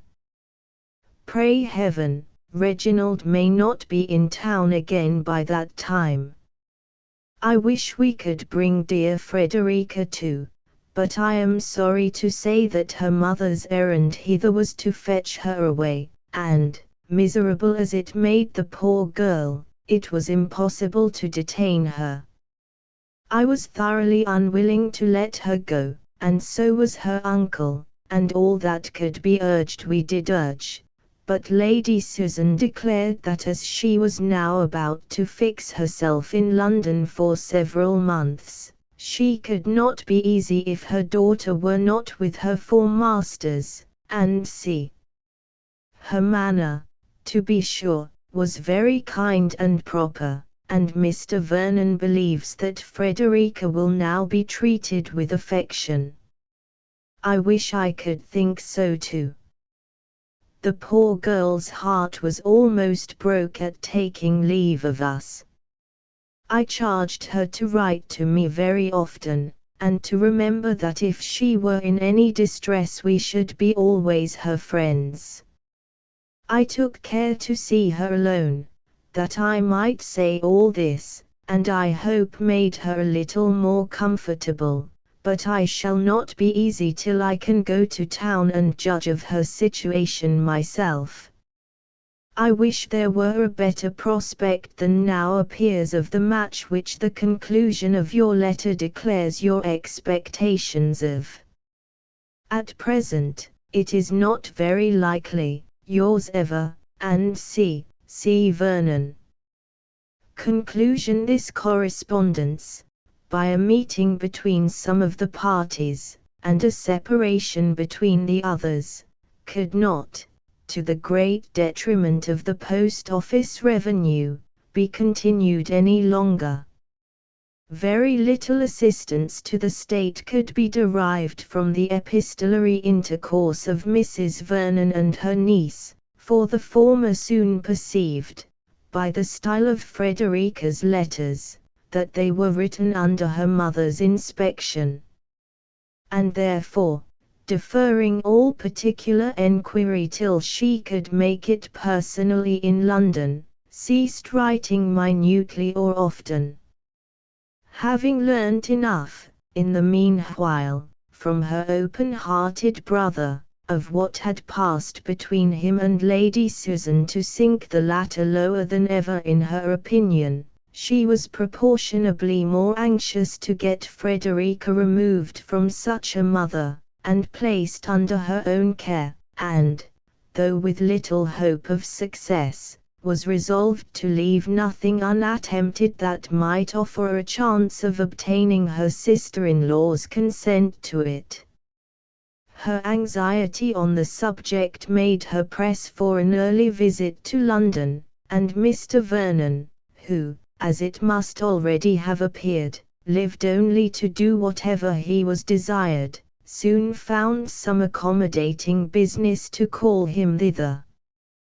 With a heart full of the matter, Mrs. Vernon waited on Lady Susan shortly after her arrival in town, and was met with such an easy and cheerful affection, as made her almost turn from her with horror. No remembrance of Reginald, no consciousness of guilt, gave one look of embarrassment. She was in excellent spirits, and seemed eager to show at once by every possible attention to her brother and sister her sense of their kindness, and her pleasure in their society. Frederica was no more altered than Lady Susan. The same restrained manners, the same timid look in the presence of her mother as heretofore, assured her aunt of her situation being uncomfortable, and confirmed her in the plan of altering it. No unkindness, however, on the part of Lady Susan appeared. Persecution on the subject of Sir James was entirely at an end, his name merely mentioned to say that he was not in London, and indeed, in all her conversation, she was solicitous only for the welfare and improvement of her daughter, acknowledging, in terms of grateful delight, that Frederica was now growing every day more and more what a parent could desire. Mrs. Vernon, surprised and incredulous, knew not what to suspect, and, without any change in her own views, only feared greater difficulty in accomplishing them. The first hope of anything better was derived from Lady Susan's asking her whether she thought Frederica looked quite as well as she had done at Churchhill, as she must confess herself to have sometimes an anxious doubt of London's perfectly agreeing with her. Mrs. Vernon, encouraging the doubt, directly proposed her niece's returning with them into the country. Lady Susan was unable to express her sense of such kindness, yet knew not, from a variety of reasons, how to part with her daughter, and as, though her own plans were not yet wholly fixed, she trusted it would ere long be in her power to take Frederica into the country herself, concluded by declining entirely to profit by such unexampled attention. Mrs. Vernon persevered, however, in the offer of it, and though Lady Susan continued to resist, her resistance in the course of a few days seemed somewhat less formidable. The lucky alarm of an influenza decided what might not have been decided quite so soon. Lady Susan's maternal fears were then too much awakened for her to think of anything but Frederica's removal from the risk of infection. Above all disorders in the world she most dreaded the influenza for her daughter's constitution.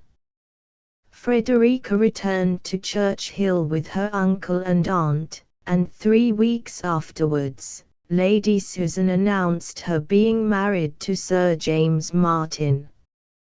Mrs. Vernon was then convinced of what she had only suspected before, that she might have spared herself all the trouble of urging a removal which Lady Susan had doubtless resolved on from the first. Frederica's visit was nominally for 6 weeks, but her mother, though inviting her to return in 1 or 2 affectionate letters, was very ready to oblige the whole party by consenting to a prolongation of her stay, and in the course of 2 months ceased to write of her absence, and in the course of 2 more to write to her at all. Frederica was therefore fixed in the family of her uncle and aunt till such time as Reginald de Courcy could be talked, flattered, and finessed into an affection for her which, allowing leisure for the conquest of his attachment to her mother, for his abjuring all future attachments, and detesting the sex, might be reasonably looked for in the course of a 12-month. 3 months might have done it in general, but Reginald's feelings were no less lasting than lively. Whether Lady Susan was or was not happy in her second choice, I do not see how it can ever be ascertained, for who would take her assurance of it on either side of the question? The world must judge from probabilities. She had nothing against her but her husband, and her conscience. Sir James may seem to have drawn a harder lot than mere folly merited. I leave him, therefore, to all the pity that anybody can give him. For myself, I confess that I can pity only Miss Mainwaring, who, coming to town, and putting herself to an expense in clothes which impoverished her for 2 years, on purpose to secure him, was defrauded of her due by a woman 10 years older than herself. End of the Project Gutenberg ebook Lady Susan updated editions will replace the previous one, the old editions will be renamed. Creating the works from print editions not protected by U.S. copyright law means that no one owns a United States copyright in these works, so the Foundation, and you, can copy and distribute it in the United States without permission and without paying copyright royalties.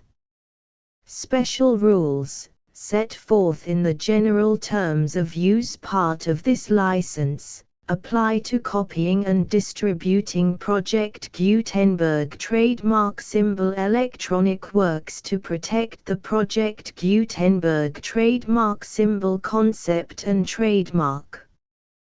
Project Gutenberg is a registered trademark, and may not be used if you charge for an ebook, except by following the terms of the trademark license, including paying royalties for use of the Project Gutenberg trademark.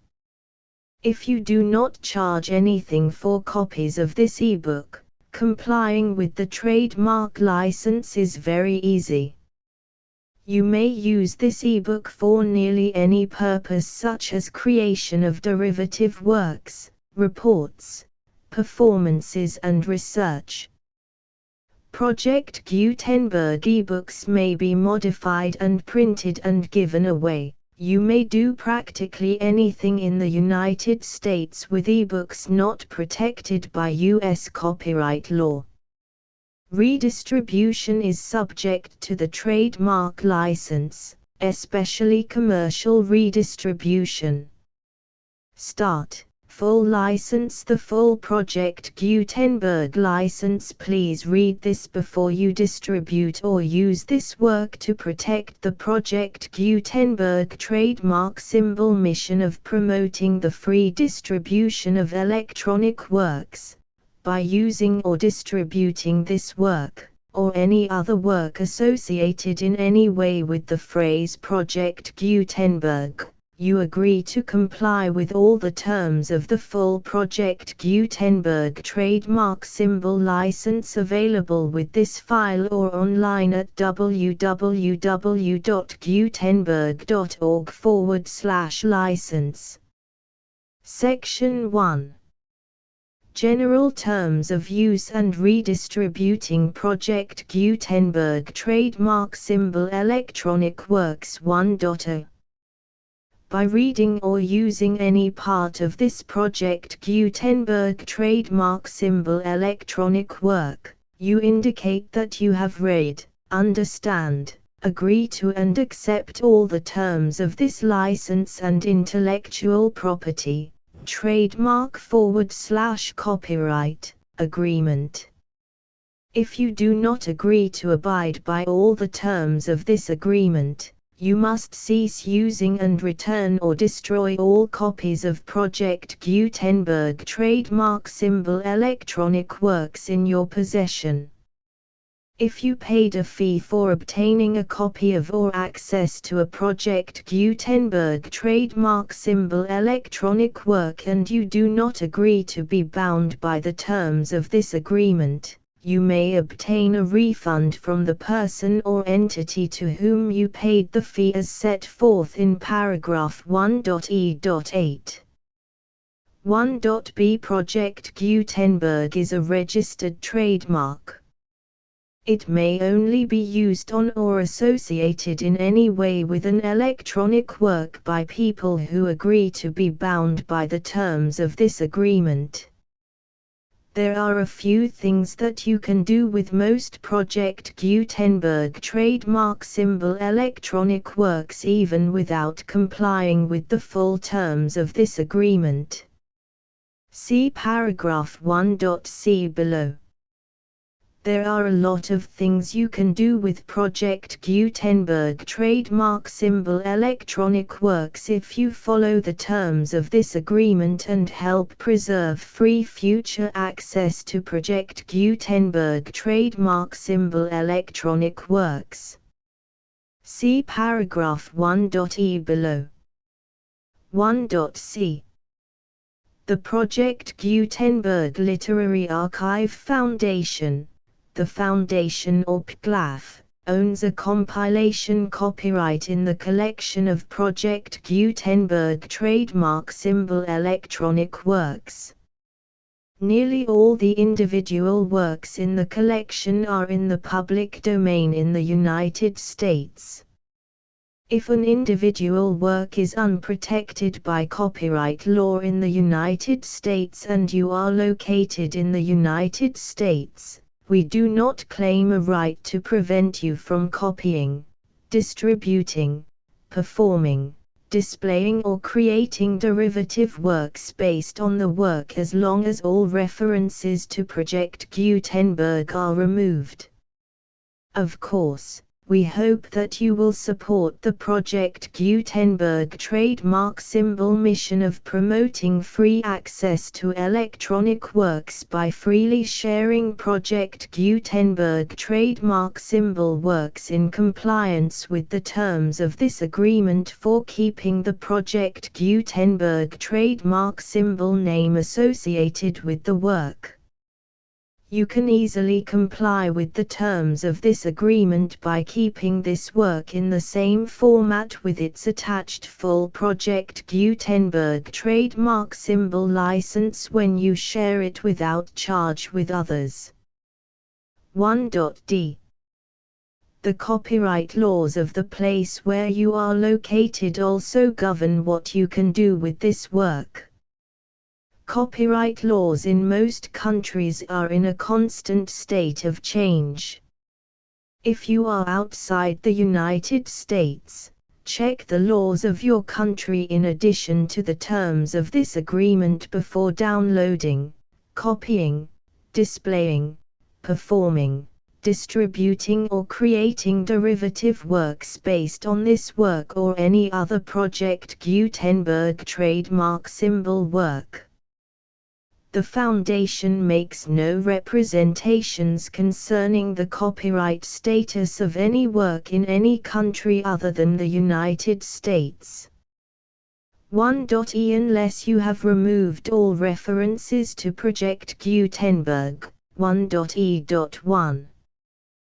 The following sentence, with active links to, or other immediate access to, the full Project Gutenberg trademark symbol license must appear prominently whenever any copy of a Project Gutenberg trademark symbol work, any work on which the phrase Project Gutenberg appears, or with which the phrase Project Gutenberg is associated, is accessed, displayed, performed, viewed, copied or distributed. This ebook is for the use of anyone anywhere in the United States and most other parts of the world at no cost and with almost no restrictions whatsoever. You may copy it, give it away or reuse it under the terms of the Project Gutenberg license included with this ebook or online at www.gutenberg.org. If you are not located in the United States, you will have to check the laws of the country where you are located before using this ebook. 1.e.2. If an individual Project Gutenberg trademark symbol electronic work is derived from texts not protected by U.S. copyright law, does not contain a notice indicating that it is posted with permission of the copyright holder, the work can be copied and distributed to anyone in the United States without paying any fees or charges. If you are redistributing or providing access to a work with the phrase Project Gutenberg associated with or appearing on the work, you must comply either with the requirements of paragraphs 1.e.1 through 1.e.7 or obtain permission for the use of the work and the Project Gutenberg trademark symbol trademark as set forth in paragraphs 1.e.8 or 1.e.9. 1.e.3.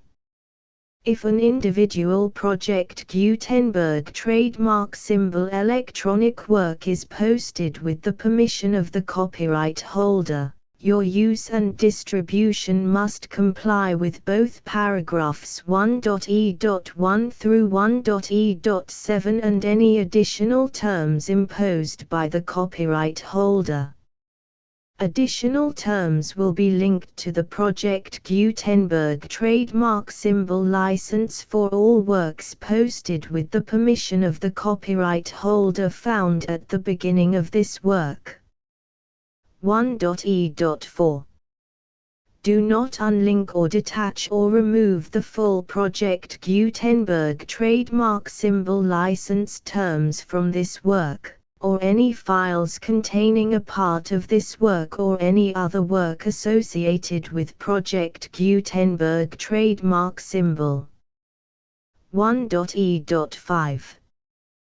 Do not copy, display, perform, distribute or redistribute this electronic work, or any part of this electronic work, without prominently displaying the sentence set forth in paragraph 1.e.1 with active links or immediate access to the full terms of the Project Gutenberg trademark symbol license. 1.e.6. You may convert to and distribute this work in any binary, compressed, marked up, non-proprietary or proprietary form, including any word processing or hypertext form. However, if you provide access to or distribute copies of a Project Gutenberg trademark symbol work in a format other than plain vanilla ASCII or other format used in the official version posted on the official Project Gutenberg trademark symbol website, www.gutenberg.org, you must, at no additional cost, fee or expense to the user, provide a copy, a means of exporting a copy, or a means of obtaining a copy upon request, of the work in its original plain vanilla ASCII or other form. Any alternate format must include the full Project Gutenberg trademark symbol license as specified in paragraph 1.e.1. 1.e.7. Do not charge a fee for access to, viewing, displaying, performing, copying or distributing any Project Gutenberg trademark symbol works unless you comply with paragraph 1.e.8 or 1.e.9. 1.e.8. You may charge a reasonable fee for copies of or providing access to or distributing Project Gutenberg trademark symbol electronic works provided that you pay a royalty fee of 20% of the gross profits you derive from the use of Project Gutenberg trademark symbol works calculated using the method you already use to calculate your applicable taxes. The fee is owed to the owner of the Project Gutenberg trademark symbol trademark, but he has agreed to donate royalties under this paragraph to the Project Gutenberg Literary Archive Foundation. Royalty payments must be paid within 60 days following each date on which you prepare, or are legally required to prepare, your periodic tax returns.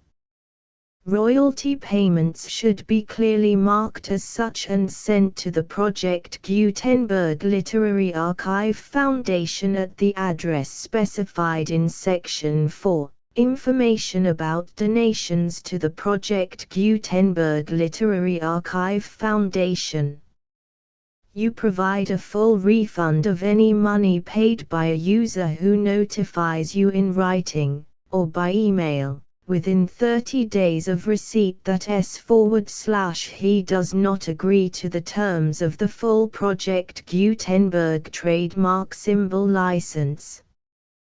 You must require such a user to return or destroy all copies of the works possessed in a physical medium and discontinue all use of and all access to other copies of Project Gutenberg trademark symbol works. You provide, in accordance with paragraph 1.f.3, a full refund of any money paid for a work or a replacement copy, if a defect in the electronic work is discovered and reported to you within 90 days of receipt of the work. You comply with all other terms of this agreement for free distribution of Project Gutenberg trademark symbol works. 1.e.9.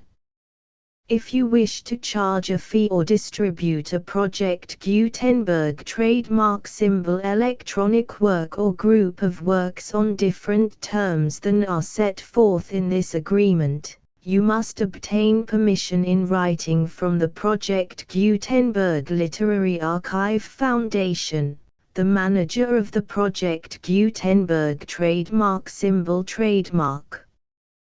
Contact the Foundation as set forth in Section 3 below. 1.f1.f.1.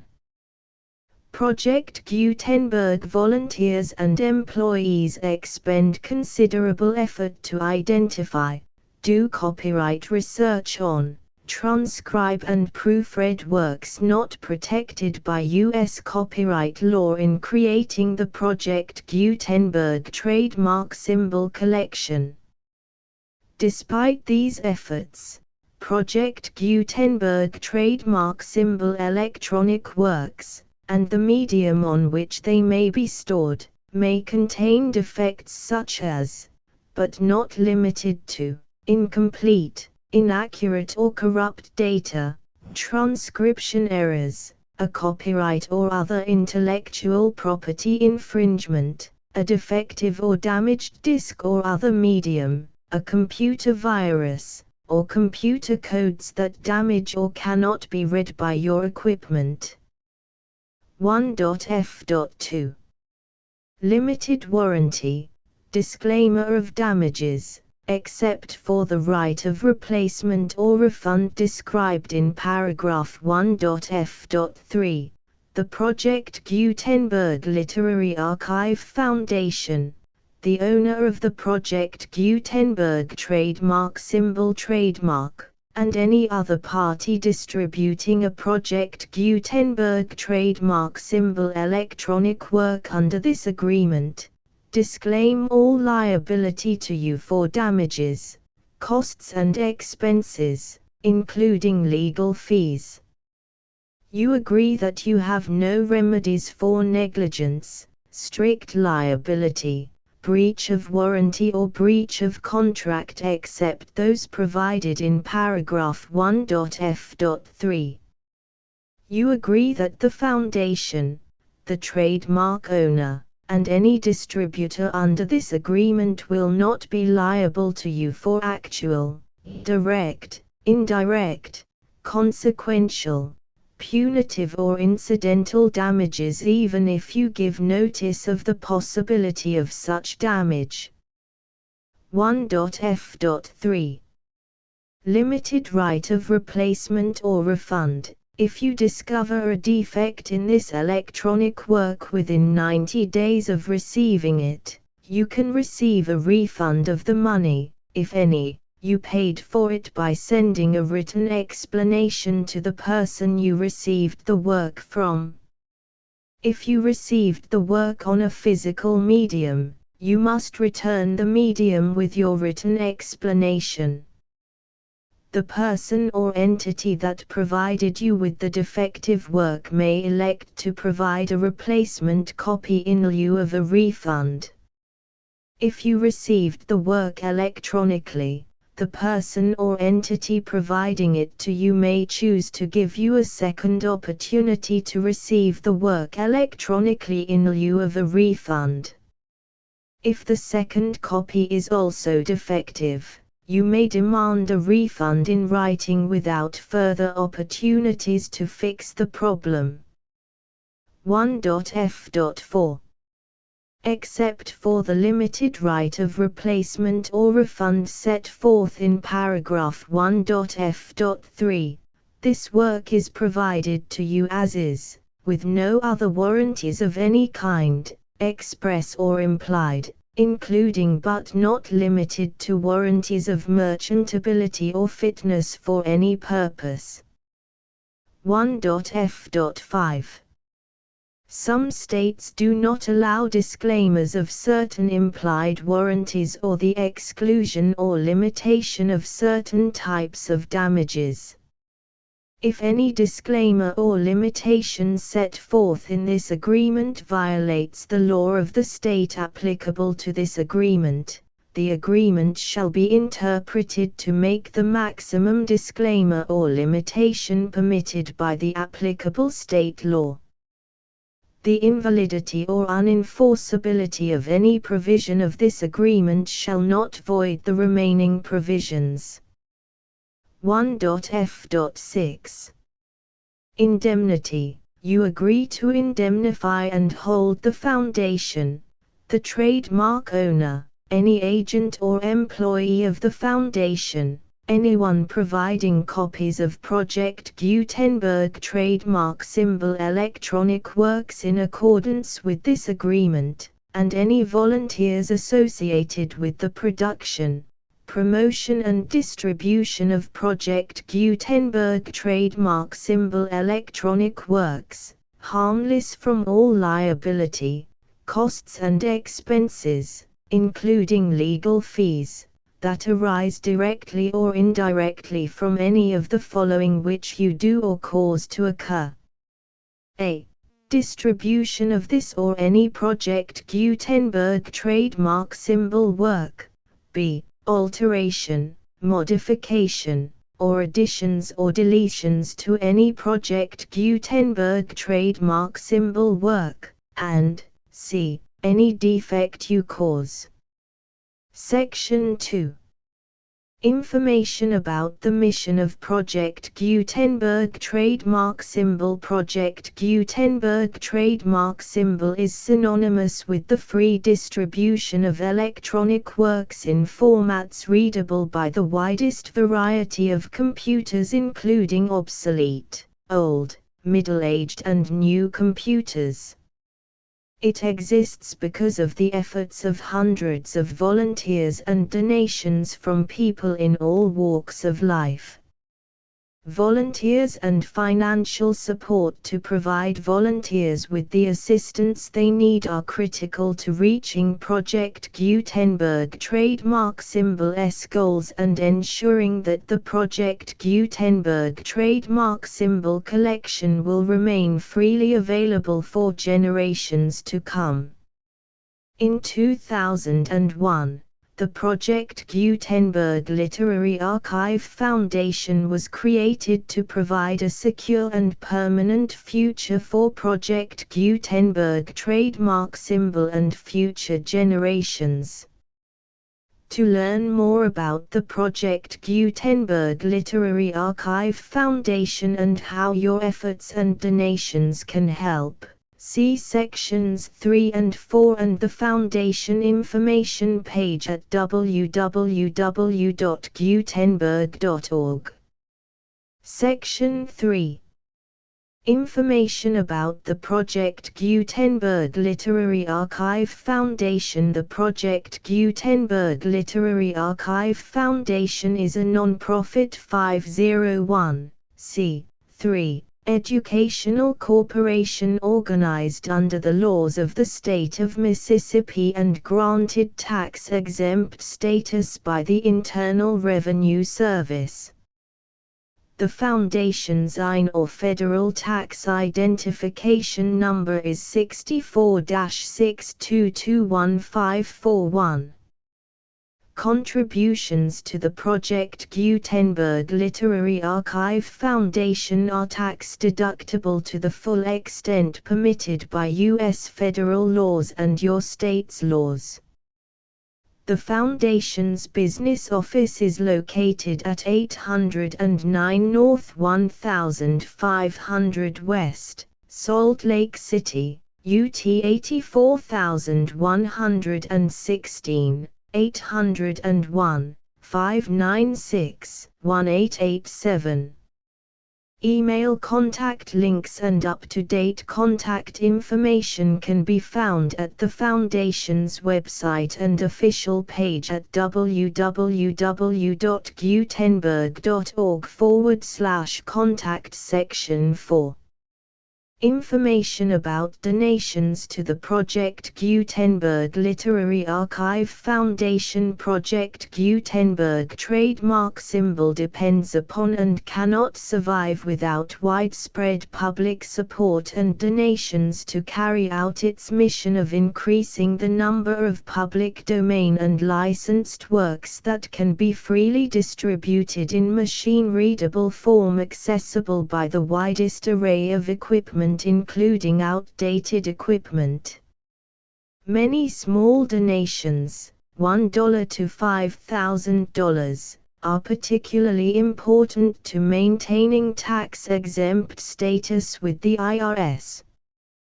The Foundation is committed to complying with the laws regulating charities and charitable donations in all 50 states of the United States. Compliance requirements are not uniform and it takes a considerable effort, much paperwork and many fees to meet and keep up with these requirements. We do not solicit donations in locations where we have not received written confirmation of compliance. To send donations or determine the status of compliance for any particular state, visit www.gutenberg.org/donate. While we cannot and do not solicit contributions from states where we have not met the solicitation requirements, we know of no prohibition against accepting unsolicited donations from donors in such states who approach us with offers to donate. International donations are gratefully accepted, but we cannot make any statements concerning tax treatment of donations received from outside the United States. U.S. laws alone swamp our small staff. Please check the Project Gutenberg web pages for current donation methods and addresses. Donations are accepted in a number of other ways, including checks, online payments and credit card donations. To donate, please visit www.gutenberg.org/donate.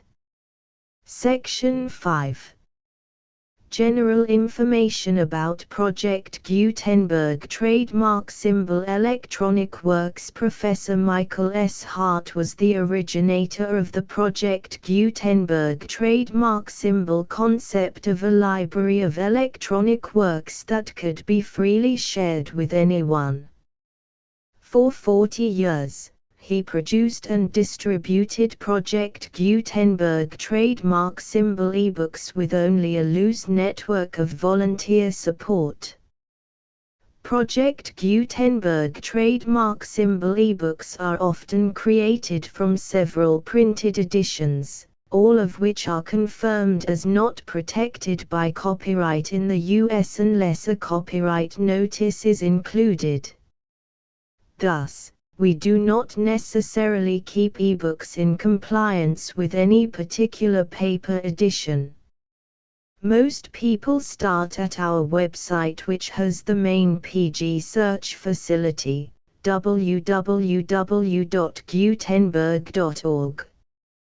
This website includes information about Project Gutenberg trademark symbol, including how to make donations to the Project Gutenberg Literary Archive Foundation, how to help produce our new ebooks, and how to subscribe to our email newsletter to hear about new ebooks.